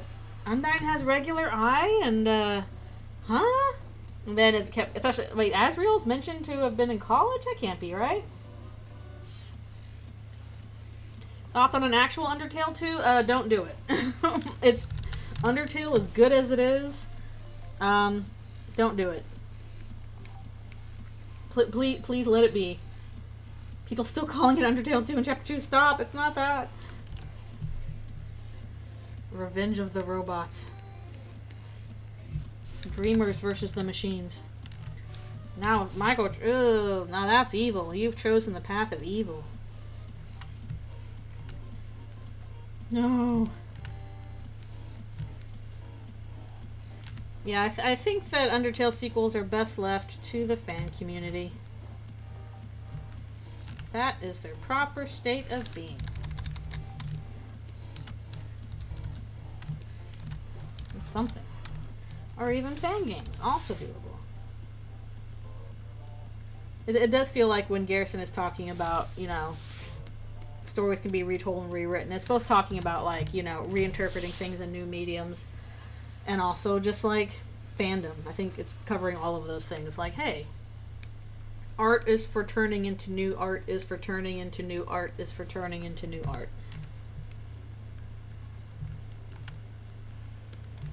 That's the way it's always been, and that's how it's gotta be. That's why we do it. Basically, Garrison is correct about everything, even if he was not good at talking to his own son, which is really tragic.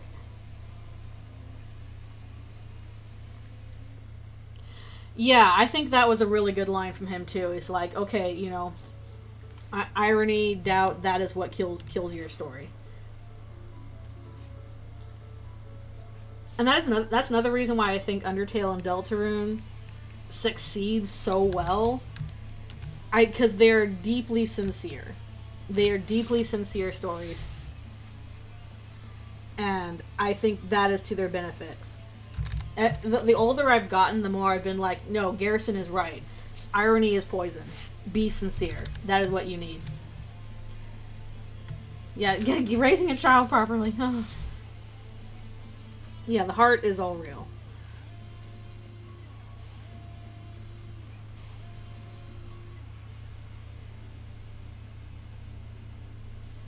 Yeah, exactly. Like, he cut his teeth on, you know, weird fan works. I'm pretty sure he is fine with whatever weird fan work. The guy who wrote the soap opera about giving birth to your own, you know, friend and the baby is you, I am pretty sure he is fine with whatever weird fandomness.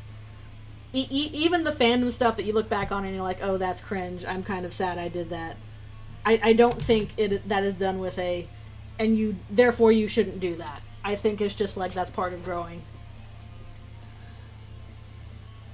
That is part of growing as an artist, is being, like, willing to do things that you in the future are like, that was kind of gross. I don't know why I did that. Because I know I sure as heck did that. There are things I wrote that I look back and I'm like, why did I do that? That was gross. That was stupid. No, I'm not going to tell you what they are because I don't want you to look them up because they're gross and stupid.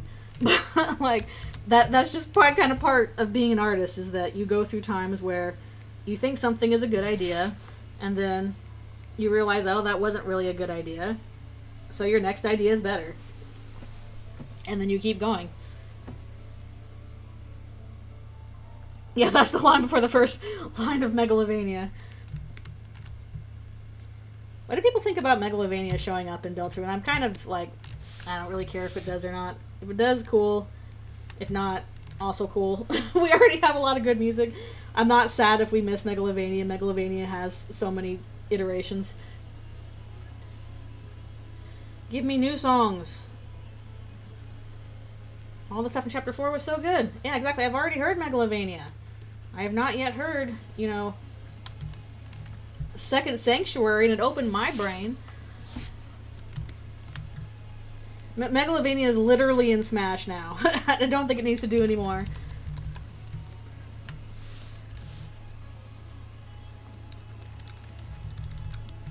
It appeared in, you know, Halloween Hack, one of the most influential webcomics of all time, one of the biggest indie games of all time, literally in Smash. I think Megalovania is good.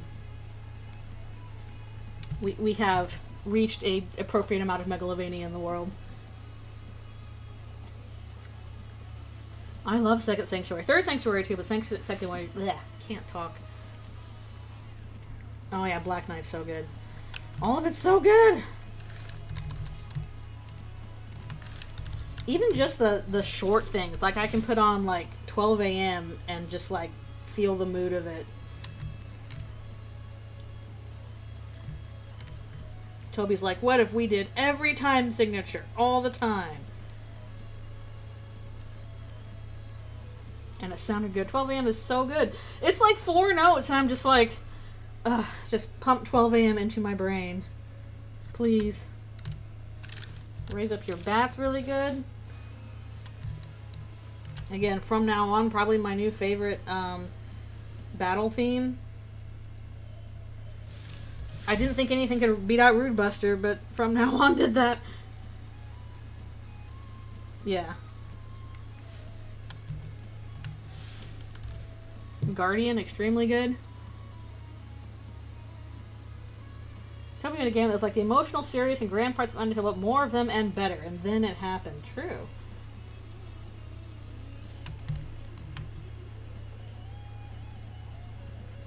Yeah, I feel like people have different things in regards to like, oh, do you like Undertale more? Do you like Deltarune more? And that's fair. Like, I love Deltarune, or I love Undertale a whole lot. Like, it's such a good piece. I wish I could share with everybody. But my brain is all fixated on Deltarune now. Like, I keep thinking, like, I should do something for Undertale's 10th anniversary. Because that's this year. And I don't know what to do. I haven't thought of anything. All of my brain power has gone towards rotating Susie Deltarune in my brain nonstop. I'm sorry.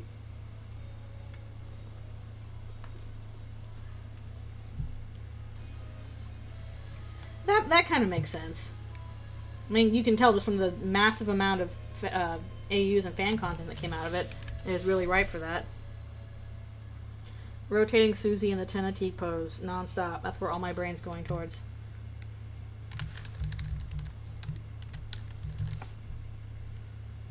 Like, I love you, Undertale, but Susie. But Susie is right here. Have you seen Susie?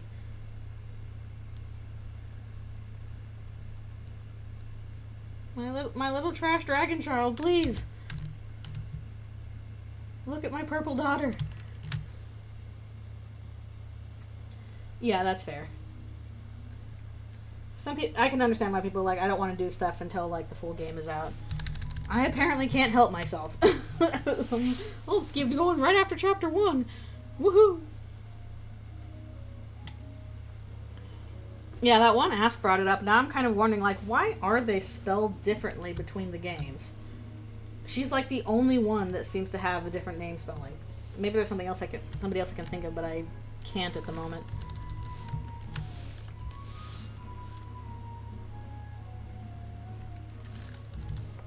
Susie doesn't know how to spell her own name.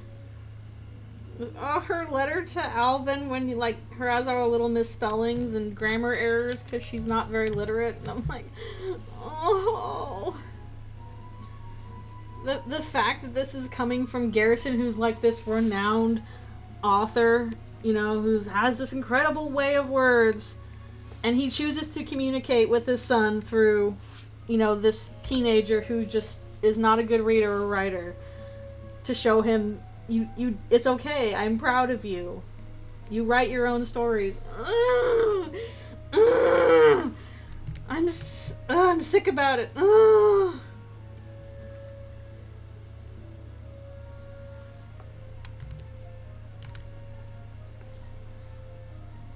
Yeah.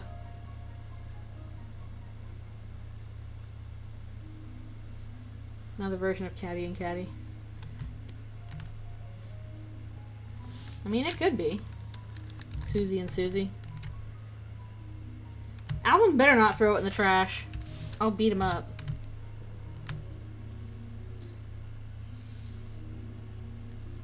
Yeah, I don't know what's gonna happen with the trash church. That was just kind of... I'm sorry, our puzzles required throwing a piano across the room.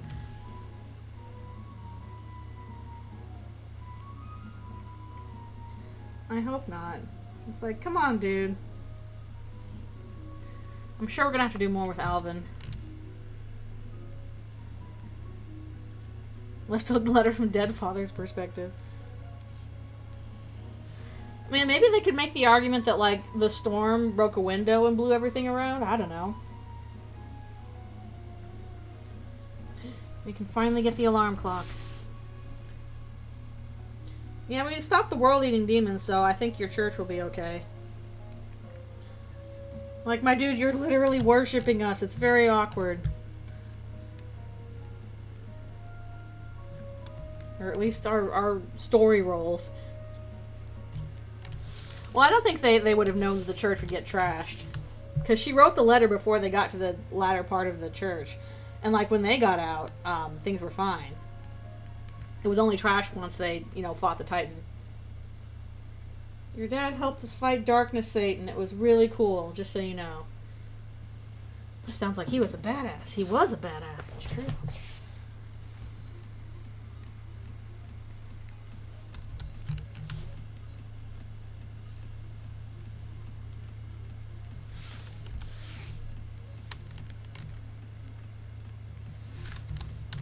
I saw mention. I kind of wish this was the case. I kind of wish that the Garrison and Susie fight was actually required instead of a optional boss battle, because I feel like there's such important stuff in there, and then it also kind of helps make sense when, like, he shows up at the end to help you fight the Titan the same way he did in the secret boss battle.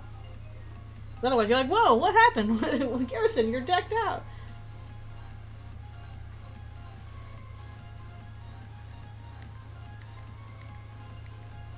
Alvin, stop being so insecure.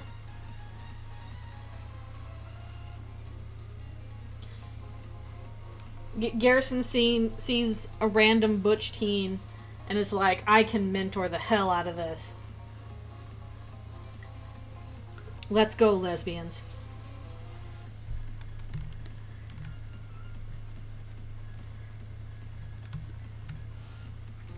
Yeah, it really does make you wonder, like, how much he knew. Like, when he says, like, oh, what's a darkner? Is he, like, kidding them? Or is he actually like, huh, what's happening? It was a big twist in the Titan, yeah. Everyone deserves Garrison as a teacher. That's true. Oh, I've been mysteriously revived. Well, I can roll with that. Sure. What have I got to do?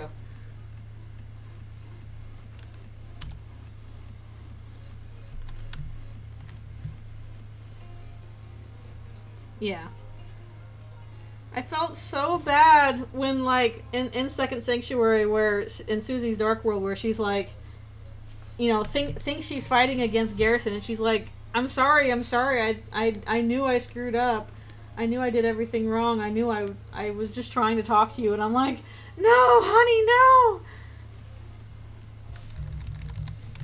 Like, her first thought is, oh, I must have done this wrong. No!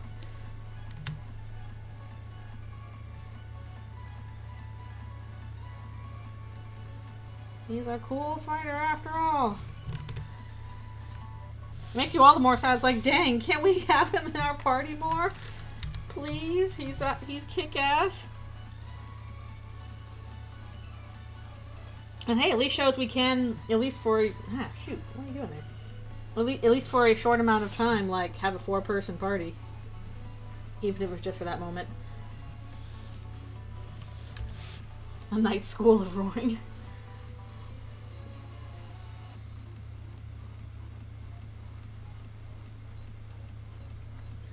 Yeah, it's a weird position, because, like, he is technically a darkener, but because he is, you know, formed from an object. But also it is just his consciousness, because his, you know, remains were attached to the object.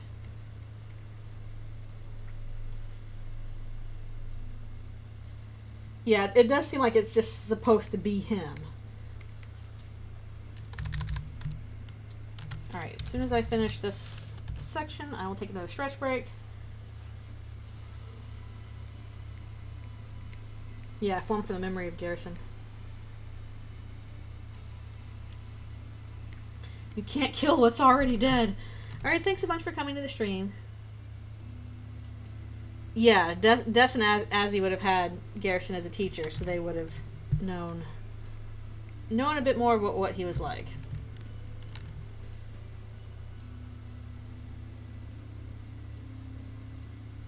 When he's asked, he's like, what is that, they babysit him? Because as far as they know, it's like, oh no, some other random Lightner just got stuck in this dark world. And he's an old guy. I'm old. Are you winning, kids? Anyway, I love Garrison. I hope we can bring him back somehow, even though he's probably only going to be in this chapter, but, oh, that, more Garrison, please. Did not know how much we needed him. I mean, to be fair for Susie, like, she just moved here. We don't know how long ago. But, it makes sense that, like, she doesn't really know who this guy is. At least, at the very least, she never met him like most people in the town did.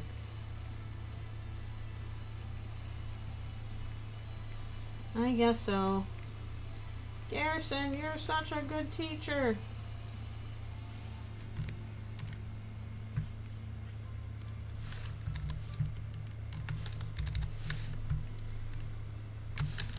And again, as somebody who raised by teachers, the whole line of "you're the first teacher who didn't make me feel stupid," I'm like, oh.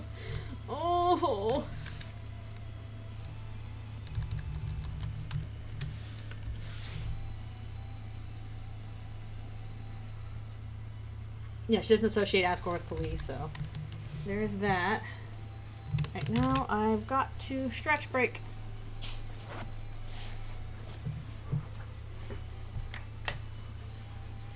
What is Asgore going to do next chapter?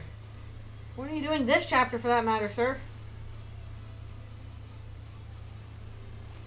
Yeah. Isn't my brother's teacher dead? You thought.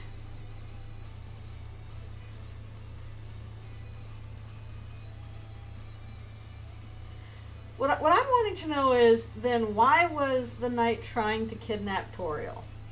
Does she have one of the codes? If so, which one? Was it just trying to get her out of the way? Like, why was the knight trying to take Toriel? Susie needs the codes the most. And who knows what's going on with Sans there, too. Huh. That would definitely get Susie raring to fight.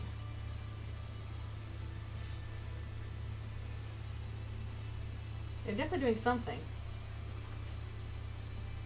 And yeah, the knight was crying.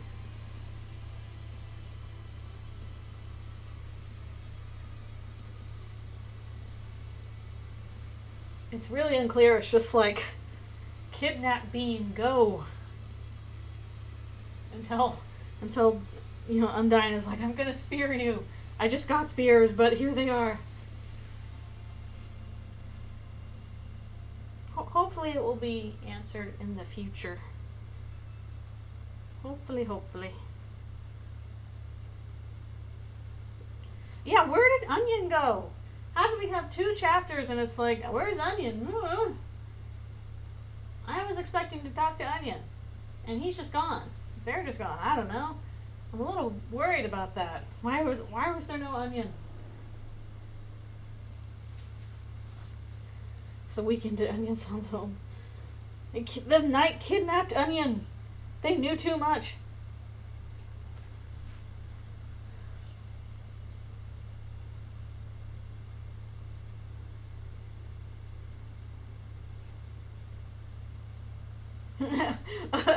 You should be ashamed of yourself, Des.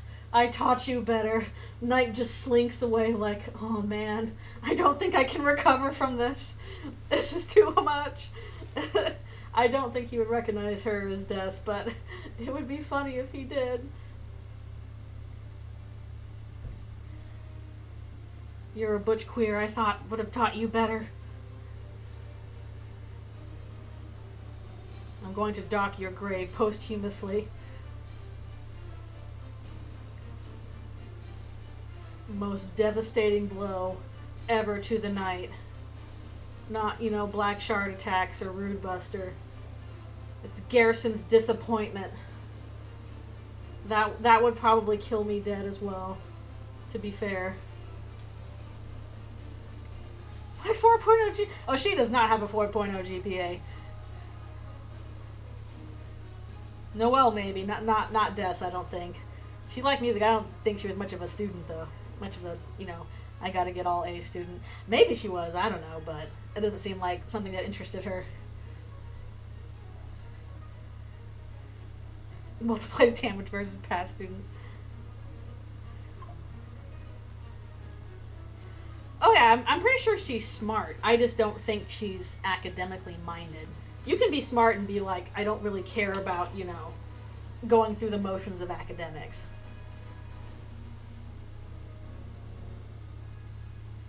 It is possible that, you know, she was a good student, but I get the feeling that that was just not her priority. Especially if she's off, like, I don't know, doing weed with Azzy sometimes. Yeah, there are a couple mentions of pot. She's like, I'm smart, but I don't need that kind of smart. Yeah, I wonder if Carol maybe has, like, a warped perception of Des in her own mind. Alright, I will be right back for one more stretch and stuff like that. Robbie, you want to do a poof? A puff?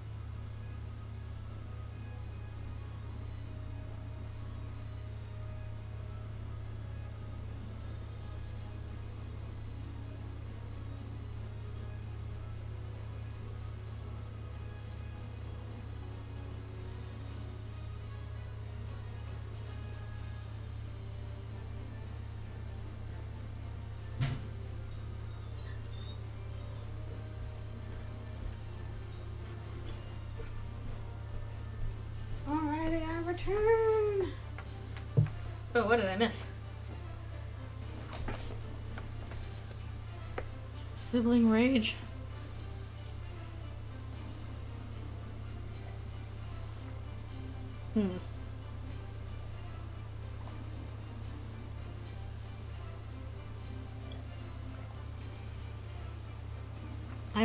I went to do my stretches.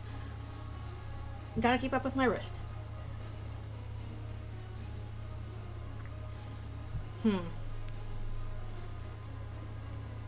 Yeah, Death seems very protective of Noelle.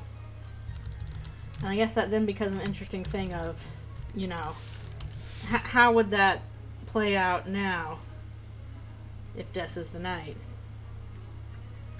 Kind of also depends on what kind of state she's in.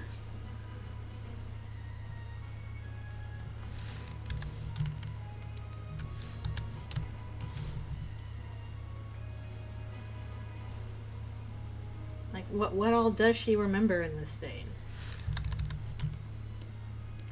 She definitely seems to have some kind of, you know, some degree of cognition, but it's not clear how much memory she has. I feel like normal Death would be like, yeah, Susie's cool. But don't know what's going on with her in this case.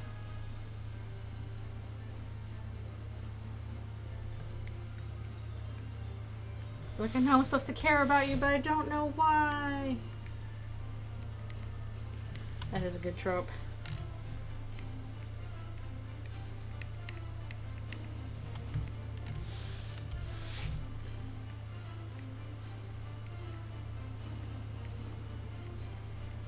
It definitely does seem like, you know, if Des is the knight, which feels likely, then we are kind of heading more in the direction of a Mother 3 kind of encounter. But then I would, oh, hello, thank you for the raid. Thank you for coming. We are talking Deltarune and drawing on an AU for it.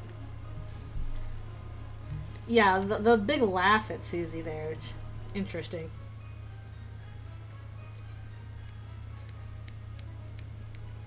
Yeah, there's really a question of like, okay, how much of this is, you know, conscious thought and how much of it is just reactions to things. Whatever has gone on with her. Or is going on with her.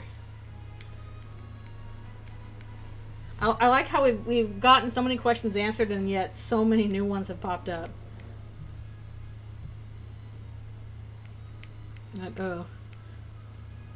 Sorry, I do want to play Mother 3. I do know how Mother 3 ends.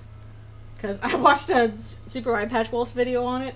I am quite certain that even knowing that, I will still really enjoy Mother 3. I am quite certain it will still affect me. But I was at least spoiled because I've seen people talking about what happens. But I do still want to play it for myself. Mostly because it looks like a fun, good game. I just gotta find a extremely legitimate copy in English. I'm sure that will be no problem to find.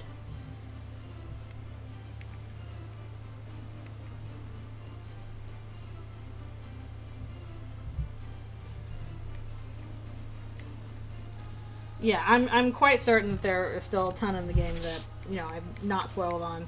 That I'll be like, whoa, and especially like having that full sense of context there will be cool.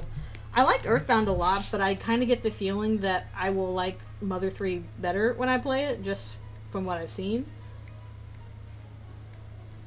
That's my assumption, but I'll have to find out once I get to it. Again, maybe I should run a poll. Again, if we find out if we can do Chapter 3 with friends this weekend or not. I hope we can. Because I don't want to leave people's hanging. I want our schedules to align. Please. Please. No. Earthbound is would technically be considered Mother 2. Mother 3 comes after Earthbound. There's Mother 1, which is the first game. And then there's Mother 2, which is Earthbound. And then there's Mother 3.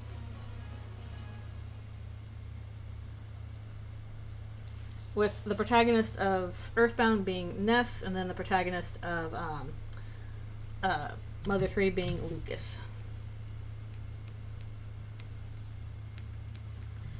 Ironically, I'm pretty sure my first exposure to those characters was with Smash Brothers. Because my little brother would often play Ness and just kick my ass while I was playing Yoshi. Why did you give up Yoshi, Asriel? No, don't be embarrassed about the green lizard.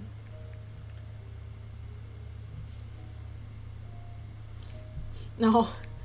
I guess it is a little confusing because I don't know why things were renamed for that Earthbound Beginnings. I assume that, I don't know if it's true, does the Mother 1, is that also with Ness, or is that with a different main character? Do they all have different main characters? It's Delta Traveler. Huh, Mother 1 was going to be Earthbound. Okay, it's also with Ness. Ninten. Huh. Okay, interesting. Huh. Yeah, at least I know Lucas and Ness look different, but I don't remember how the main character from Earthbound 1 looks. Or Mother 1.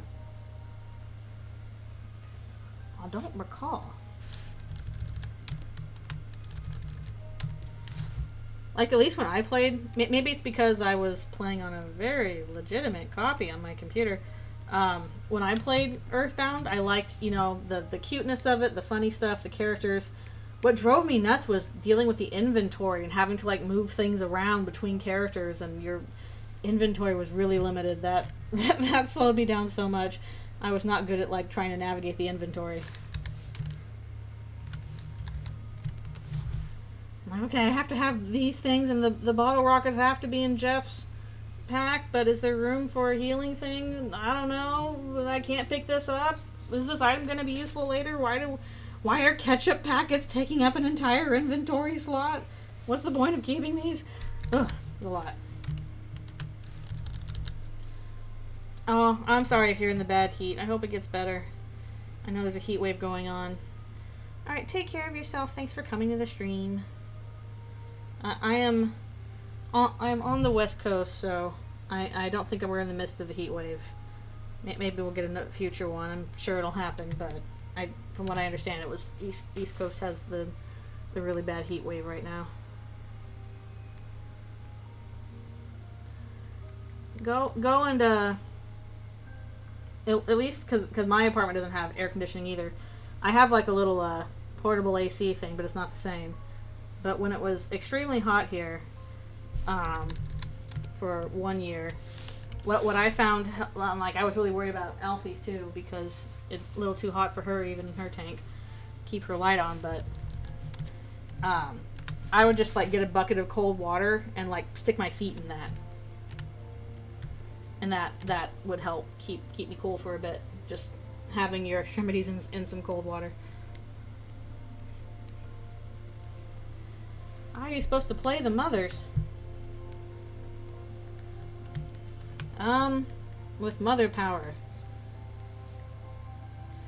Is it magic or is it mom?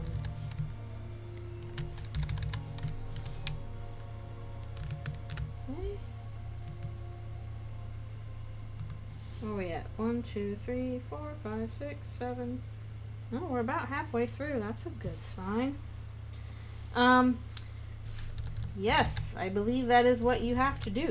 That is what I had to do anyway, because I do not have the hardware otherwise to do so. So I had to look up extremely legitimate ways of playing them on a computer.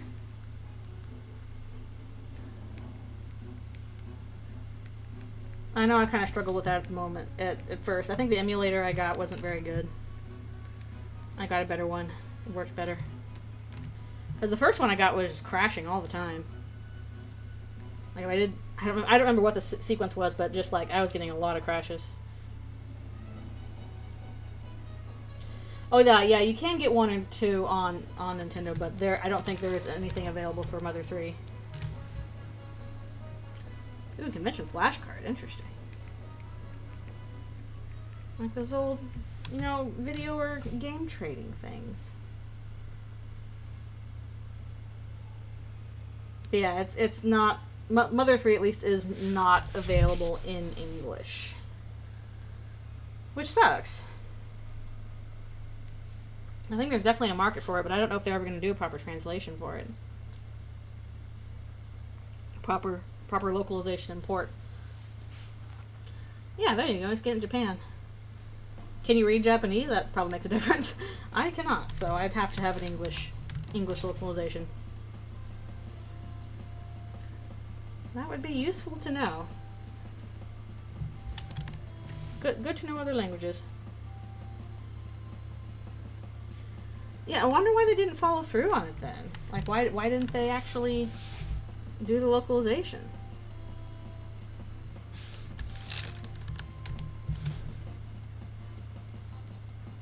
Yeah, I'm pretty sure there'd be a market for it.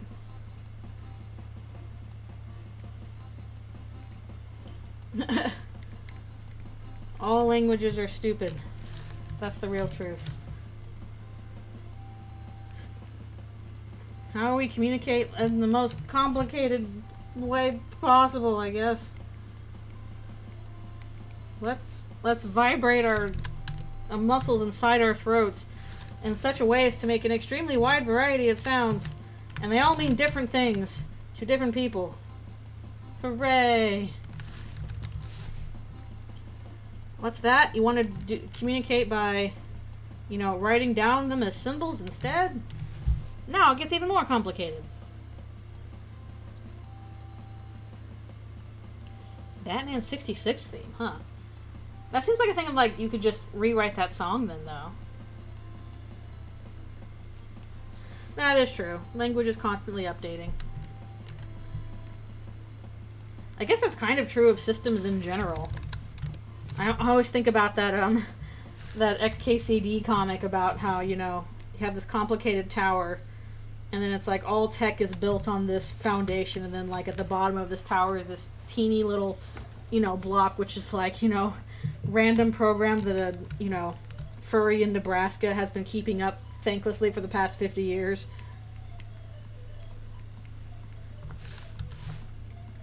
All systems are just frequent patches.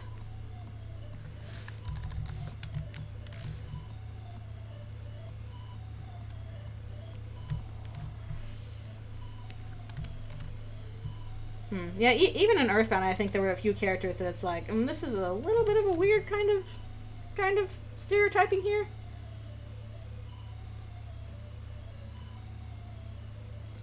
That makes sense. The only other language I've studied extensively is German, which at the very least does stick to its rules better than English does. It is much more rules oriented, and it's like, oh, we don't have this word, but we're going to combine two or three or 10 words together. Now that's the new word. The part about German that bothers me is it's like, okay, this is a gendered language, and the genders are like male, female, and neutral, and we apply this to all nouns. Which nouns are male, female, or neutral? Well, you just gotta find that out.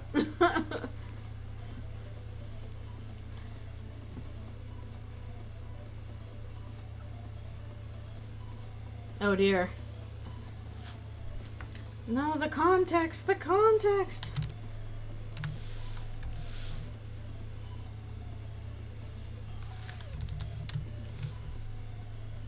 All about the context.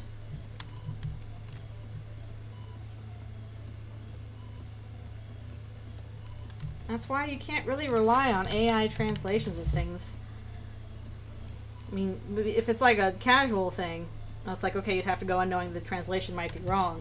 But if you really want to communicate with people properly, you do need somebody who understands both languages, because they're going to grasp, you know, context clues that a computer cannot. And yeah, the gender perceptions are totally different.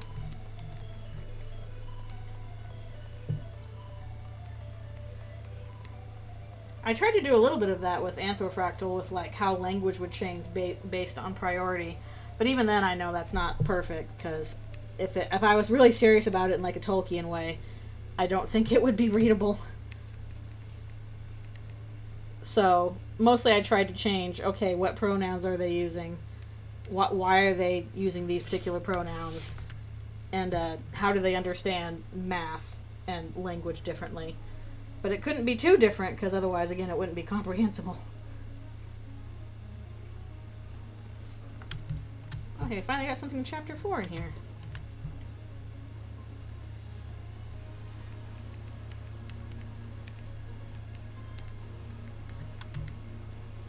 But it gets complicated.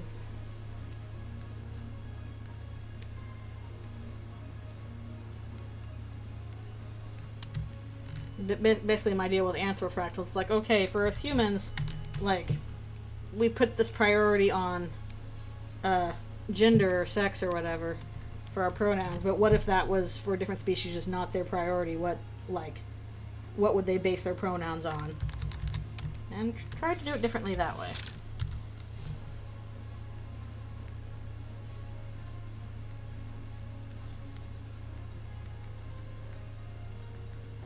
But I'll admit it was mostly in the sense of, like, I still haven't done, like, I don't think that, no, if plural pronouns have changed much, or, like, singular I pronouns have changed much. Oh, okay, that is one I can do. Give me a second, I'm gonna have to open Photoshop. Because I'm currently in a different program. Let me, locate that. Photoshop, open up, please.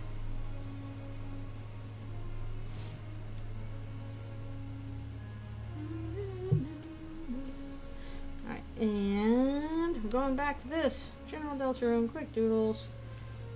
Where is it? It's somewhere here. I know it's here. Stream Doodle page. Okay, here we go. I found it. I found it.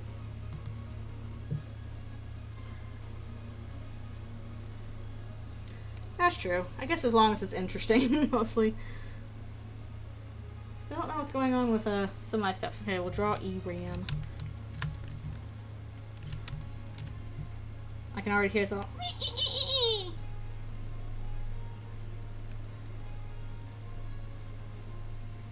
I gotta work out what I'm doing with this guy for Eldritchrune, because I think that's probably actually the chapter 3 thing I'm gonna tackle first. So I'm like, oh, this is relevant to the story. Actually, since that was very basic, I'll do a little extra. Fill him in a little bit. And he's like, fight my mini friends! I'm here to ruin your speedruns! Hilariously easy design, true.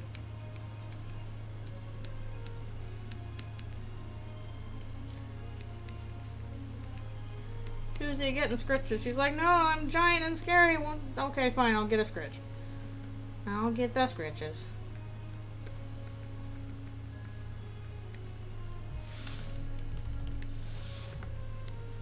Okay. I hope I can do something cool with this guy for Eldritchrune. Just gotta think on it. They're so cute. And also extremely painful.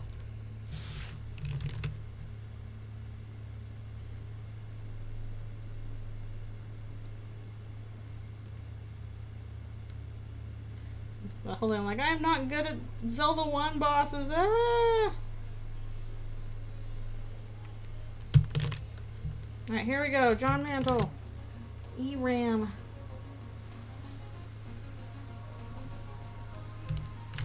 Thank you for the suggestion.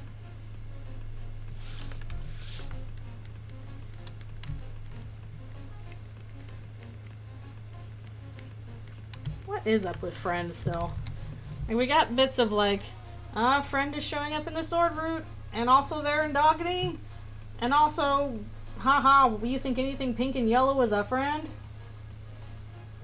Here's Pluie. We've implemented.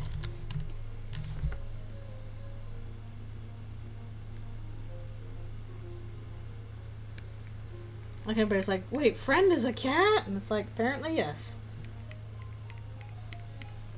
It's kind of hanging out sometimes. Like a friend does.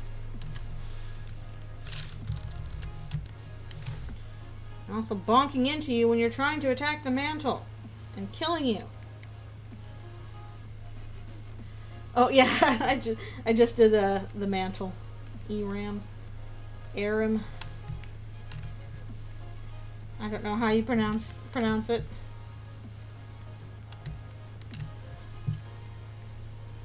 A lot of ram names in here.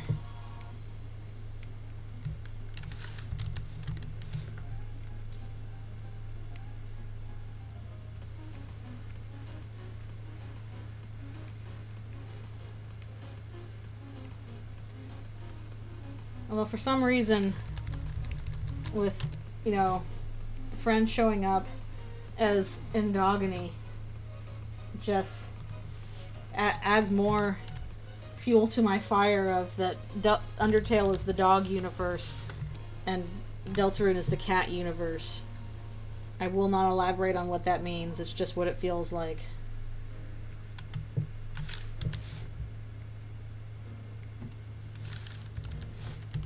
Alpha Beta universe? No, dog and cat universe.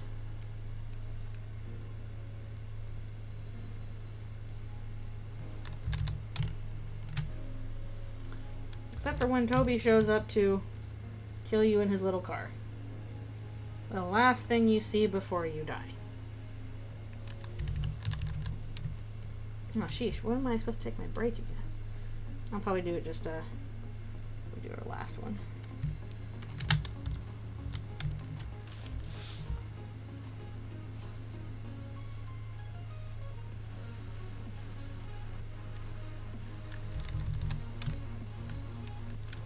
Like, I'm kind of wondering if friend will show up again in another context, but I can't imagine what context that would be.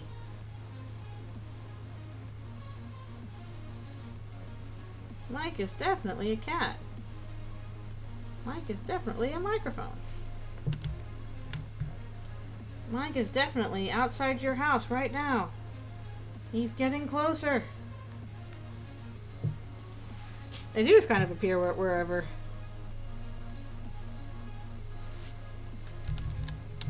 They appear in your nightmares.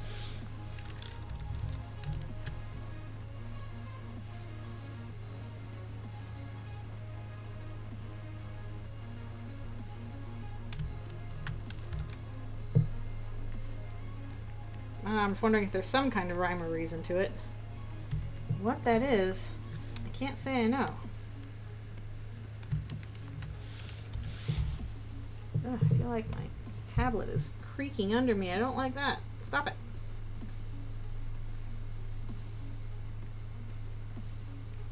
Stop your creaking, moving.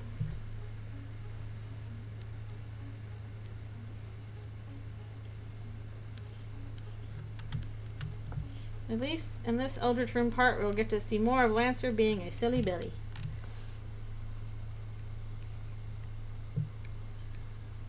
Good Lancer moments. And Susie being very protective of her little guy. I like it how we kind of introduced the, you know, element of, oh, you know, darkness can't exist in a world they don't belong in. They'll turn to stone. And then, like, Lancer was mostly fine through the TV world. Kind of like, yeah, I'll turn to stone eventually, don't worry about it. I'll be here as long as it's funny. Welcome back. Hope your lunch was good.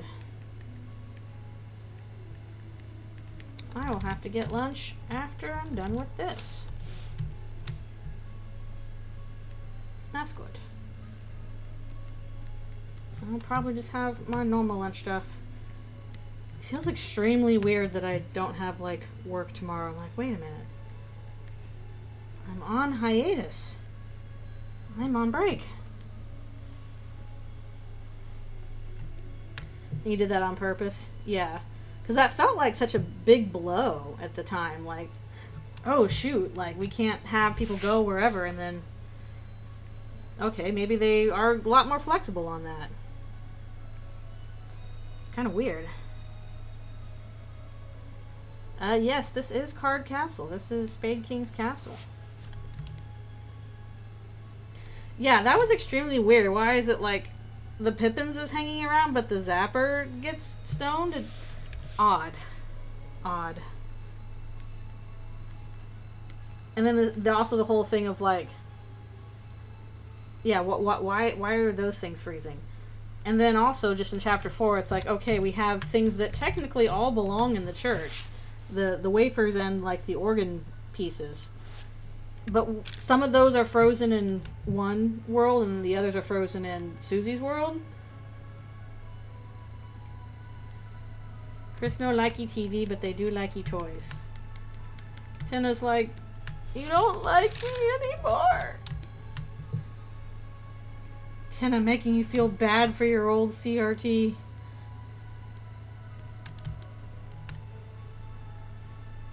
It's like, I don't want to watch you anymore. I'm going to play with this power strip. Yeah, Chris, what are your feelings on Ram? Because Ram seems to have nothing but, like, fondness for Chris. Ram doesn't seem to be like, oh, Chris, you abandoned me or anything. He's like, oh, no, I understand, Chris. Everything you want's fine. It's all good. I'll do my best to make you happy, and I'll turn to stone, and that's okay.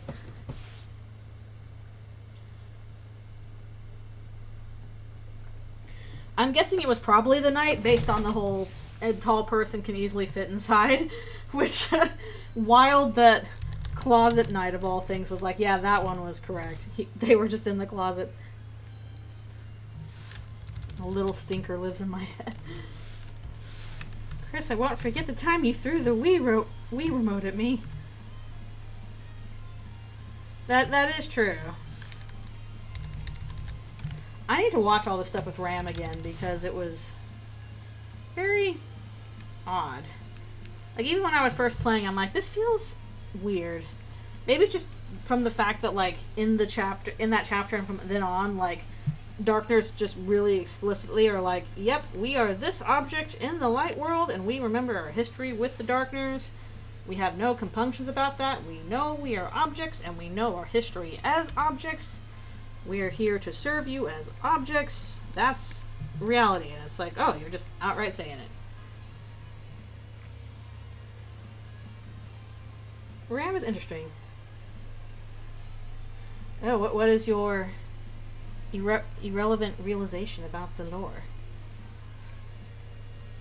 Oh, thank you. I'm glad you liked the video. It was fun to do. To learn a new thing, even if it was pretty basic editing. I didn't do anything fancy, but it was fun to try anyway. Yeah, probably true of Cyberworld too. They kind of hit it a bit more in Card Castle, but afterwards it's just like, nope, we're objects. I'm glad you think it's plausible. I think it's plausible too. It could indeed be wrong. That could indeed not be the case. I will fully acknowledge that. But I think it could be interesting if it was true. And mostly I'll just scream and explode if somehow, of all the things that end up being correct, it was the friggin' crack theory. Like, what? That's me at finding that out. Doing the Noel, what? That's me. I know, at this point, I kind of want it to be true. I know the chances are unlikely. It is a crack theory. It might make things too complicated, especially regarding Sans. Like, I can understand that. I can understand how that might be too complicated and we can get the same things across with just she was raised, in a human community. But I also want it to be true. I think that would be crazy. And it would be an interesting take. And it might be relevant to, people who have had that kind of experience growing up. Also, the piece of evidence that I totally forgot to include is the fact that, like, if you do the avoid act with ambulances, Susie says, oh, like, doctors even get me. Which could be a joke, or it could be, like, I was raised in a human community, they don't know what to do with monsters. Or it could be, I am half and half, and nobody really knows what to do with that. Considered the girl in prophecy features a hooded winged creature with a sword. Seems no, because the girl, the hood, and imply wings. Sword, which no female character has. These are mostly plausible. We'll just have to wait and see. Yeah. It could be. I mean, basically, I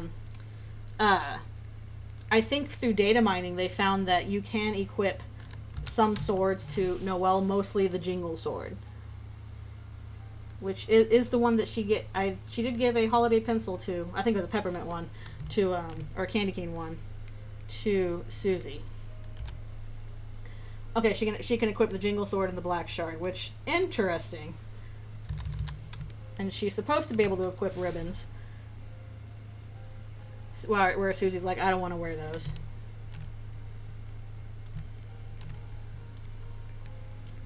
So yeah, could be interesting. Part of me almost wanted to do like a little comic. I don't know if I have time because I really should get back to Eldritchrune.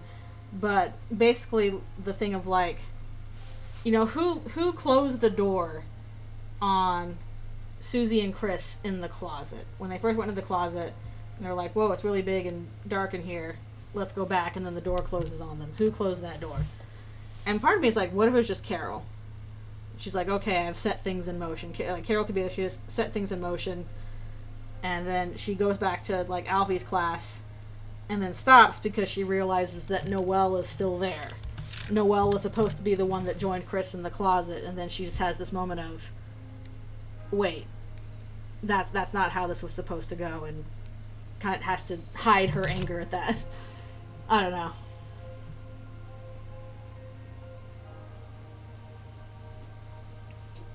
I think at this point it seems like Chris is in some cahoots or conspiracy with the Knight, even if they are not the Knight. Which is kind of what I expected would happen anyway. I just thought it would happen way later in the game than it did.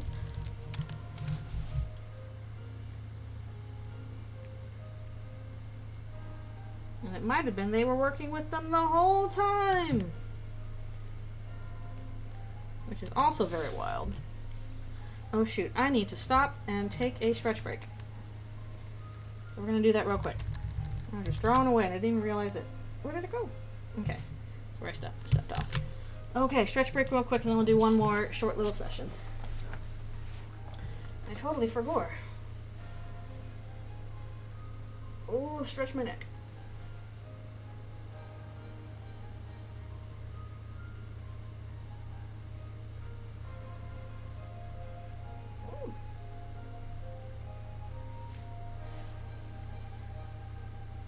We shall have to see. I am quite certain by the end of the game there are still going to be a lot of unanswered questions. Because that's just, what writing happens when you write a really big story. You end up with a lot of questions, and sometimes you're like, well, I never got to that one. Oh well. And then you just kind of have to deal with it. It's not a thing of bad writing, it's something that happens with, like, every really big story. You only have so much time in the day for so many things. Yeah.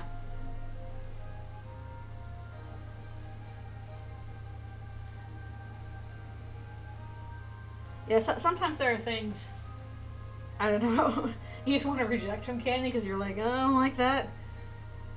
It's a different sensation than having a headcanon. Or specifically think of, like, I don't think that is canon.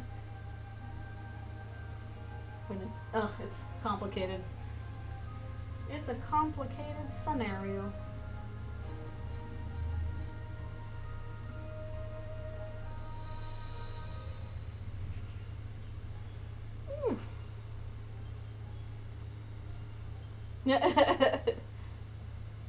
They never did make live action Avatar The Last Airbender. Thank God.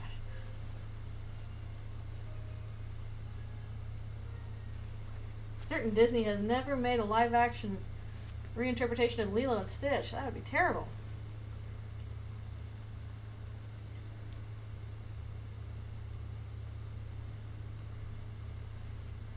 Yeah, I feel like the "you are always welcome" here is very much a little hint at the player and her obsession with heart-shaped objects. Also, why is there a pile of heart pillows in Dessa's closet of all places?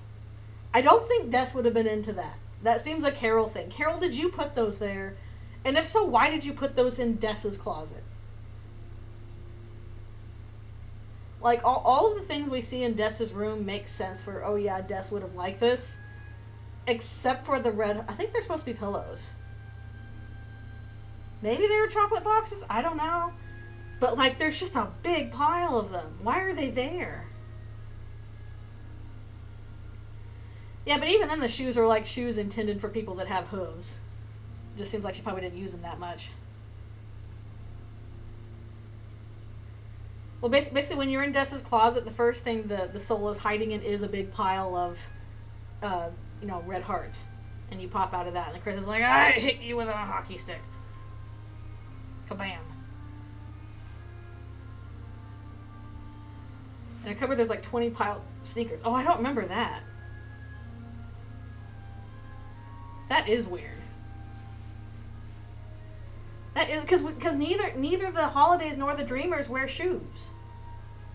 That's weird. Why are there sneakers? Like, was that something that Azrael wore? But I get the feeling all of the Dreamers don't wear shoes. That'd be so weird if Azrael wore shoes. Where did those come from? Odd. Like, you would figure that would relate to Chris because, heart-shaped soul, and also they definitely wear shoes, but...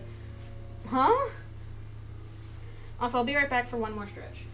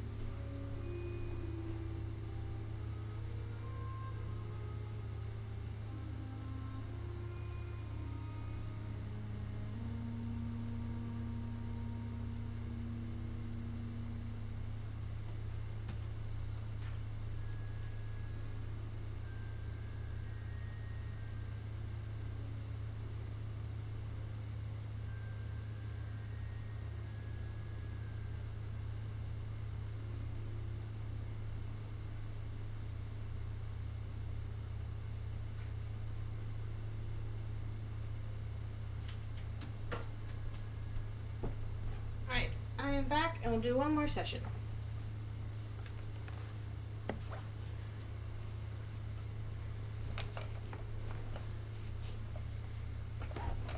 Well, also, like, the thing of it is in Deltarune and Undertale is, like, sometimes monsters wear shoes and sometimes they don't. It doesn't seem to be any rhyme or reason to it. Just sometimes they're like, yeah, sure, I want to wear shoes. And other times they're like, not. Like, Susie obviously wears shoes. But the Dreamers and the Holidays don't. It makes sense for the Holidays because they, like, have hooves. And that probably would not go well with shoes. But Dreamers could probably wear shoes, but they don't. Yeah, maybe people just don't make shoes for monsters very often. They do have massive ass paws, true.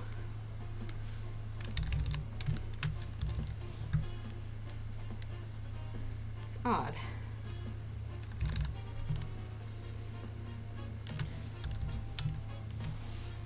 And have to have the big and tall shoes.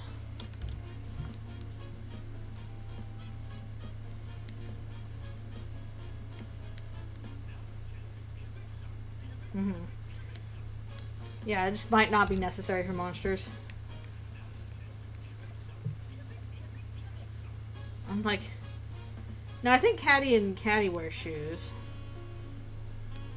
Even though they would have paws. The final half hour. That would probably still be too small. It does make you wonder, like, is there a lot of stuff made for monsters in this world? Yeah, he wears slippers at least.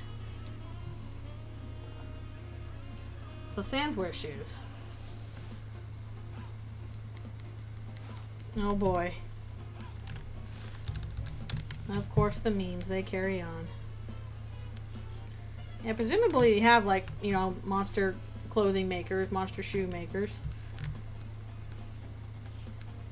Torio, why are you using pet shampoo as opposed to, like, I don't know, shampoo for furred people? You're also probably a lot larger than a dog. You probably need way more pet shampoo.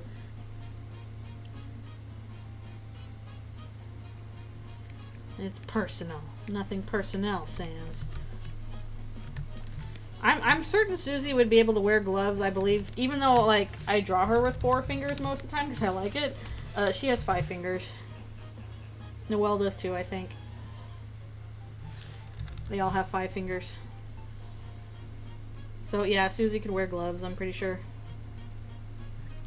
But they'd have to be cool, fingerless gloves, like motorcycle gloves. Make her look badass.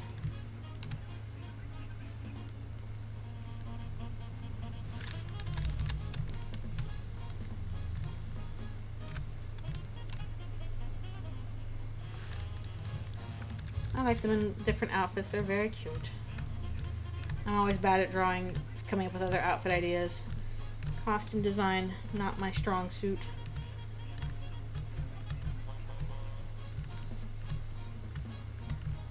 So I admire people who are really good at, like, coming up with cute or cool costume designs.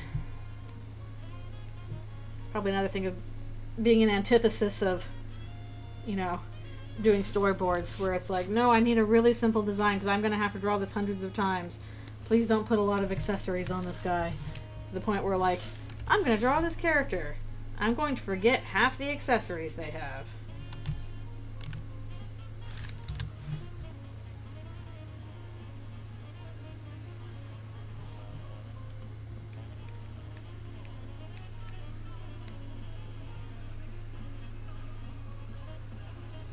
You can draw whatever you want forever. What the? Not what I wanted. Incorrect. Wrong hotkey.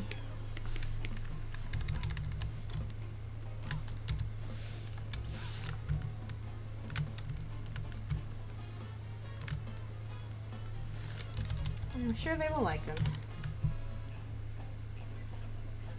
But I understand, you're like, I hope people like the thing I made.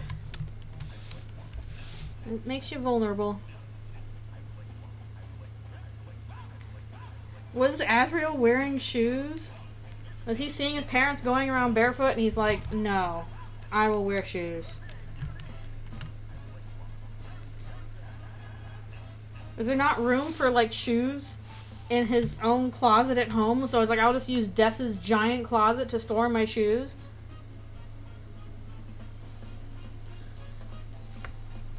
I know. Now I'm stuck in the shoe lore. What's going on with shoes? Negative aura on that boy. He was the golden child, and yet kept all his shoes at his girlfriend's place. It was very weird.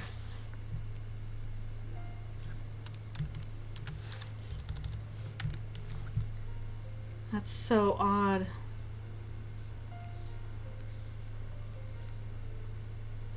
People obsessing about, oh, somebody right-handed or left-handed based on the mouse. No, what's going on with the shoes in the closet of a deer monster girl who doesn't wear shoes except for, like, special hoof shoes?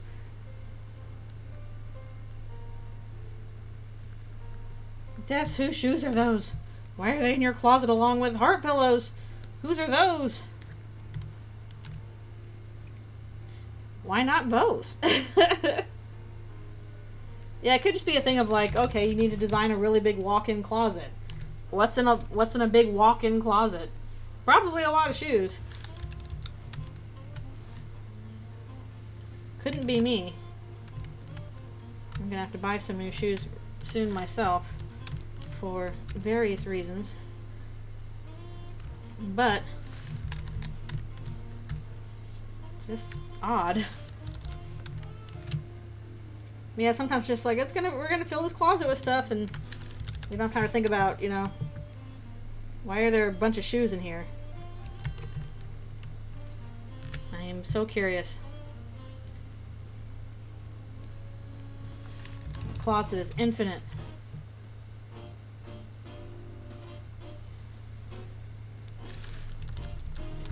Yeah, I'll probably avoid overly negative takes, because I really enjoyed the new chapters. I thought they were well worth the wait. Because it absolutely ate my brain.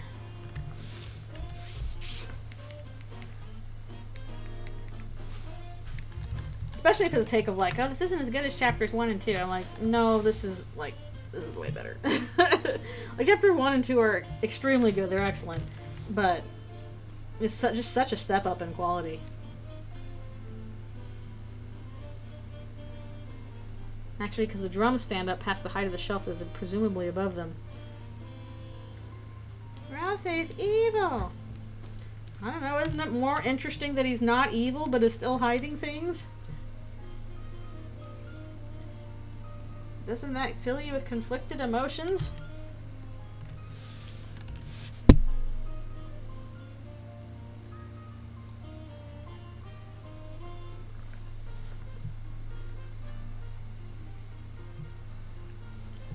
Also, extremely weird. People were like, Chris is gonna, you know, jump to their death from the roof. I'm like, no, I don't think they're gonna do that. I'm pretty sure they're going out to whatever shenanigans the Knight/Carol/ the Dark World Cabal is demanding of them.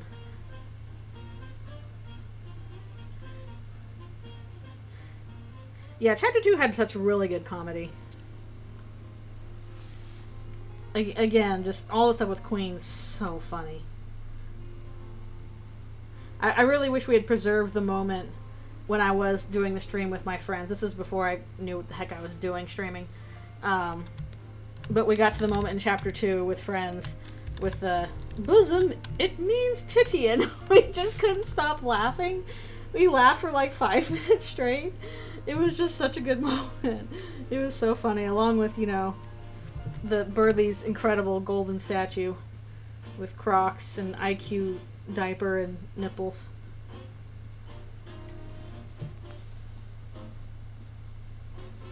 That's so good.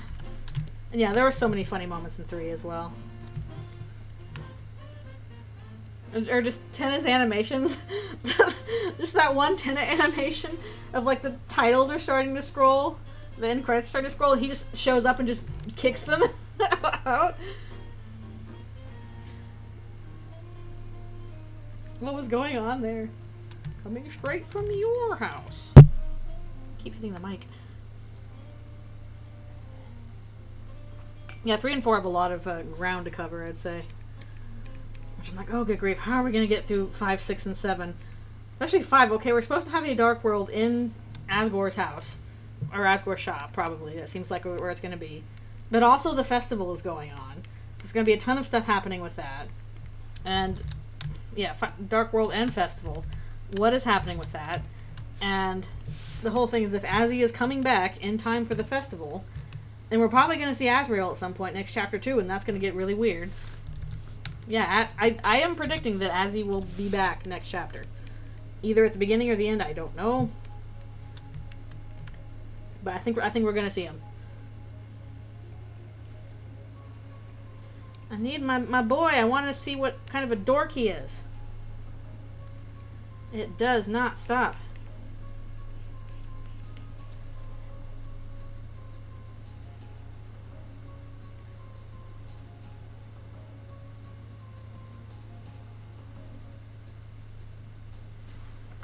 Yeah, I'm not going to watch that. That sounds like not a fun time. I'm already a little tired of, Toriel's a bad mother. I think she made a big mistake, and I think her timing was awful. But again, she literally starts the chapter with, hey kids, have pancakes and omelets. Hope you slept well. Like, she is not a bad mother. Like, as far as she knew, like, my kid is out having fun with a friend for the first time in forever. Thank God. I'm sure they're fine. And I'm tired of my ex stalking me. I'm gonna go have fun with this guy who's, like, funny to be around. And then things got a little out of hand.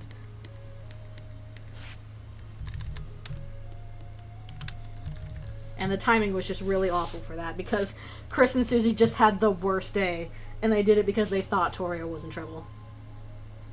Yeah, Susie seems really up, because she was all prepared to be like, oh, hey, can I stay over again? And then as soon as she sees Toriel, she's like, oh, I gotta go.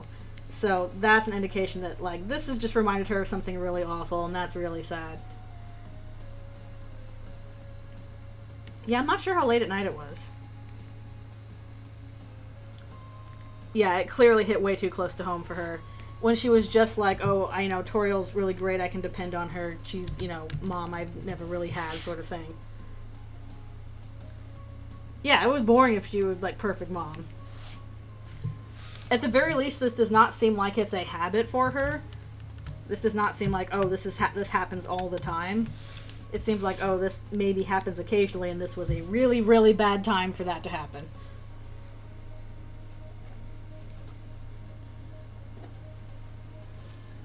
Mm-hmm.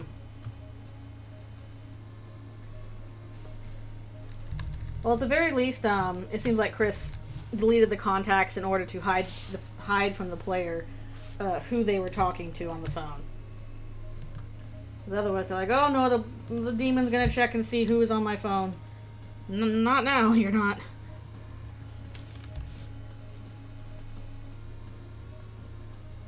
Yeah. Chris deleted contacts post the mayor calling.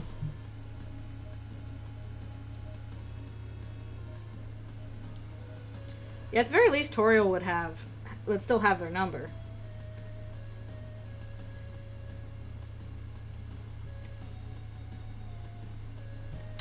I just do think it was a thing of, like, I don't think she was worried because, again, as far as she knows, oh, Chris is with Susie, they're hanging out. I trust Susie. I think Susie is, you know, a sweet friend for Chris to finally have, instead of them being alone all the time. They're out doing their project, they're out, you know, going to the library and whatever. They'll be fine.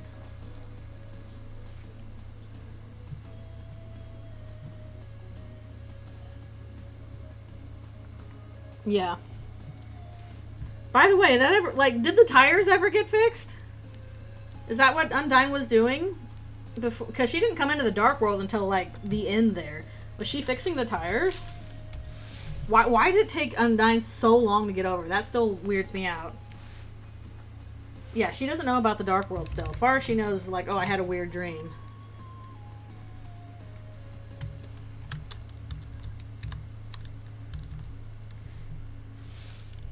Yeah, she's not even like, oh, I'm so depressed, I'm gonna get drunk to ignore my problems. It's like, oh, haha, I'm having a great time finally with this cool guy. Again, just extremely bad timing after the day Chris and Susie just had, and extremely bad timing for Susie based on she has a way more negative perception of people drinking, I'm guessing. Yeah, but the thing is, Toriel doesn't know that Chris was that worried about her. Like, we know. But Toriel doesn't know that Chris was, like, freaking out, like, oh, something might have happened to Mom. I don't think Chris wants them to get back together. I think the only person who wants them to get back together is Asgore. Maybe Asriel, but even then I'm not sure. We don't know how Asriel feels about the divorce. Presumably not good. But I don't know if he's the kind to be like, oh, if my parents just got back together, it'd be better if they're like, or if he's like, no, we're done, I guess. Like, we don't know what camp Asriel's in regarding that. Like, Asgore seems to think, oh, you know, things will be better if we are back together, but... Yeah.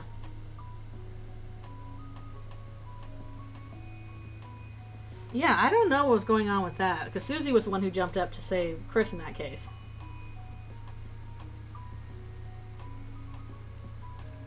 And Chris is in a better position to try and fight back, considering they are not swooned.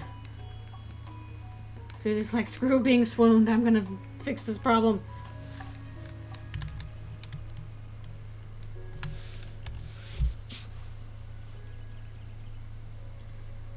I don't know. It feels weird as to, like, maybe Chris knew, oh, Toriel's not going to get taken at all. I don't know.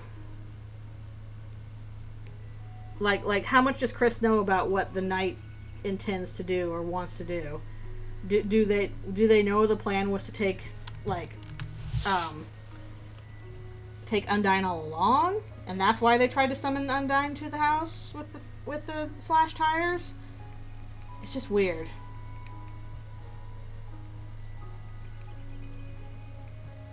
What were you doing there, Knight? Yeah, it's unclear how old they are. I'm curious, basically, if the divorce happened before or after Garrison passed. But I also know that we'll probably never know, because timeline stuff, like, Toby just does not care about that. When did this thing happen? It happened some time ago. Unimportant.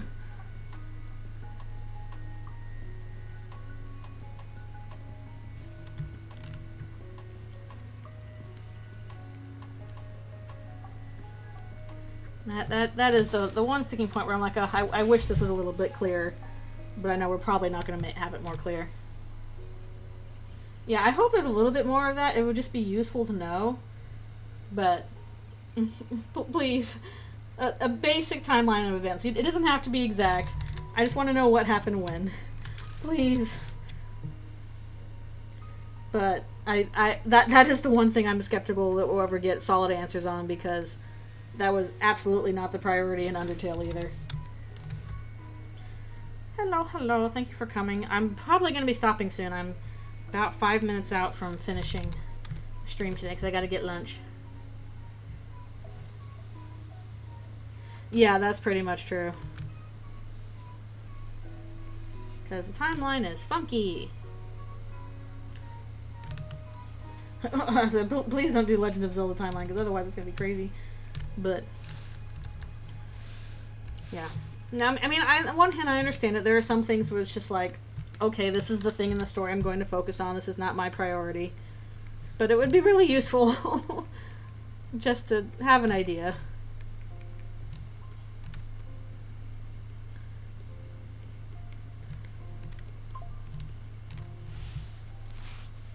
Distant second nose nuzzling award, distant sound. What 97 are we talking about? Which 97? Because the whole implication is like that, yeah, Undertale takes place like way in the future, like 21 something. But also the technology is pretty concurrent with like today. You can't think about it too hard, or else it's gonna hurt. And therein lies some problems. Everything happened in 97. Everything.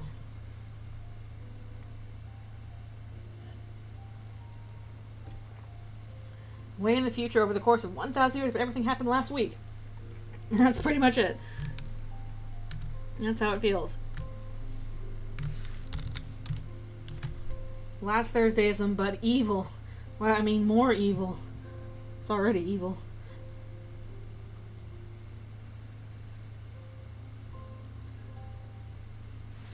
Yeah, that's something else I would like to know too. When were they adopted? Like, at what age? And through what means? Did they just find Chris out in the woods somewhere, like friggin' Paper Trail of all things? Or did they, like, actually go to an adoption center? What does Chris remember of, like, life before living with the Dreamers?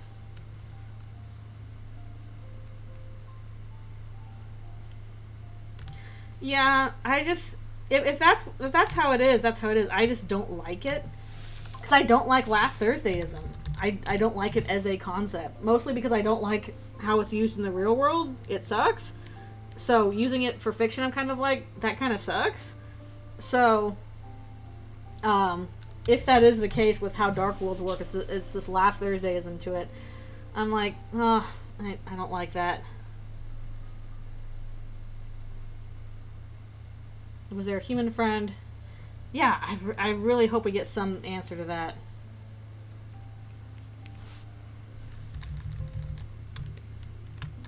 Please. Okay. Don't know if we can quite finish. This might be the last panel section we work on. Although considering the fact that, you know, Darkness do seem to be aware, hey, we are objects and we have a history together, you know, with each other and with our Lightner friends, because we know that we are objects that are being played with. Maybe it's not a last Thursdayism thing. Maybe it's just like, you know, that history that they have is what counts. The history was not made up. They had it and they just realized, hey, you know, we had this in the context of the light world. Okay. Last Thursdayism is the belief. I'm going to apply the real world thing to it. Last Thursday is the belief that the Earth is not actually as old as we think it is. Which, you know, I think the you know, universe 4 billion years old or whatever. The Earth is very old. We have all this carbon dating and all this stuff to indicate that, you know, this happened millions of years ago or billions of years ago. Last Thursdayism is this biblical belief that all of the stuff that we think is old was just made to look old by God in order to trick you into thinking things are older than they actually are, and that actually everything was made last Thursday. Yeah, basically the backstory is that history are just things that are said to have existed but didn't actually happen. You were just fooled into thinking they happened. And that's why I don't like the concept. I have never been big on applying last Thursdayism to Deltarune because I just don't like it as a concept. In real life, I don't really want it applied to this fiction. Yeah. But basically the idea that it is impossible to know for sure, you know, if things are really real, therefore we can just as easily assume that things were just made last Thursday, and why would you know the difference? How can you possibly trust your own senses if everything was just made up last Thursday? It's not really a specific day of the week. That's just, you know, how it's described as the universe has not actually existed this long. It was just made last Thursday. Not a particular day thing for it. But yeah, in the sense of like the history of Darkness was written by Lightners, but then at least those interactions happened. They weren't made up. They didn't have, oh, we have this history that it didn't actually happen, but instead, yeah, this history happened, but it didn't happen in a dark world. It happened in the light world. That is the explanation I prefer, again, because I don't really like last Thursdayism.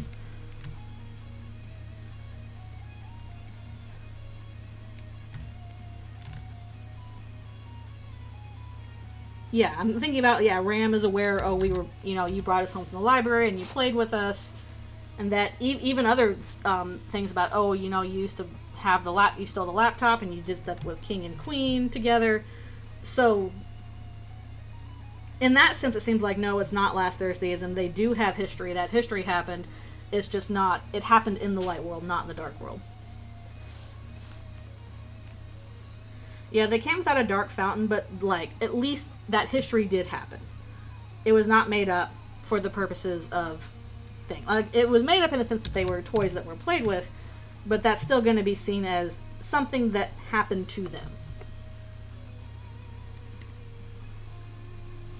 Something that was actually experienced, as opposed to they think they experienced it, but they didn't. They just experienced it through a different context, and I would prefer that explanation.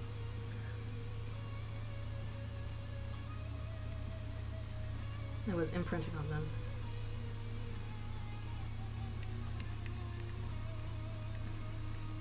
That basically, the objects have a history, even as objects. No, they basically say they do their church on Saturday. So the first day of the week was Thursday, then it was Friday, and then Friday night was chapter 3, and then Saturday was chapter 4, because that was when church was. Yeah, so they're not just illusions, despite Ralsei's thing. Mm-hmm. All right, okay, I'm reaching the end. It's time to do my final stretches.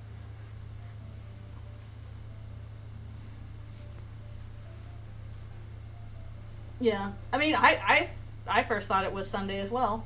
That's how I first wrote it. And then it turns out, oh, no, this is not all that similar to Christianity, because chapter 2 gave us more info. Their church is on Saturday. It gives us life. Alright, it is time to stretch, and then I must go get lunch and all that.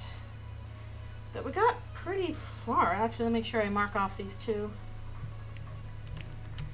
for my thing. Because I really need to start using colors to show how far I've gotten in this.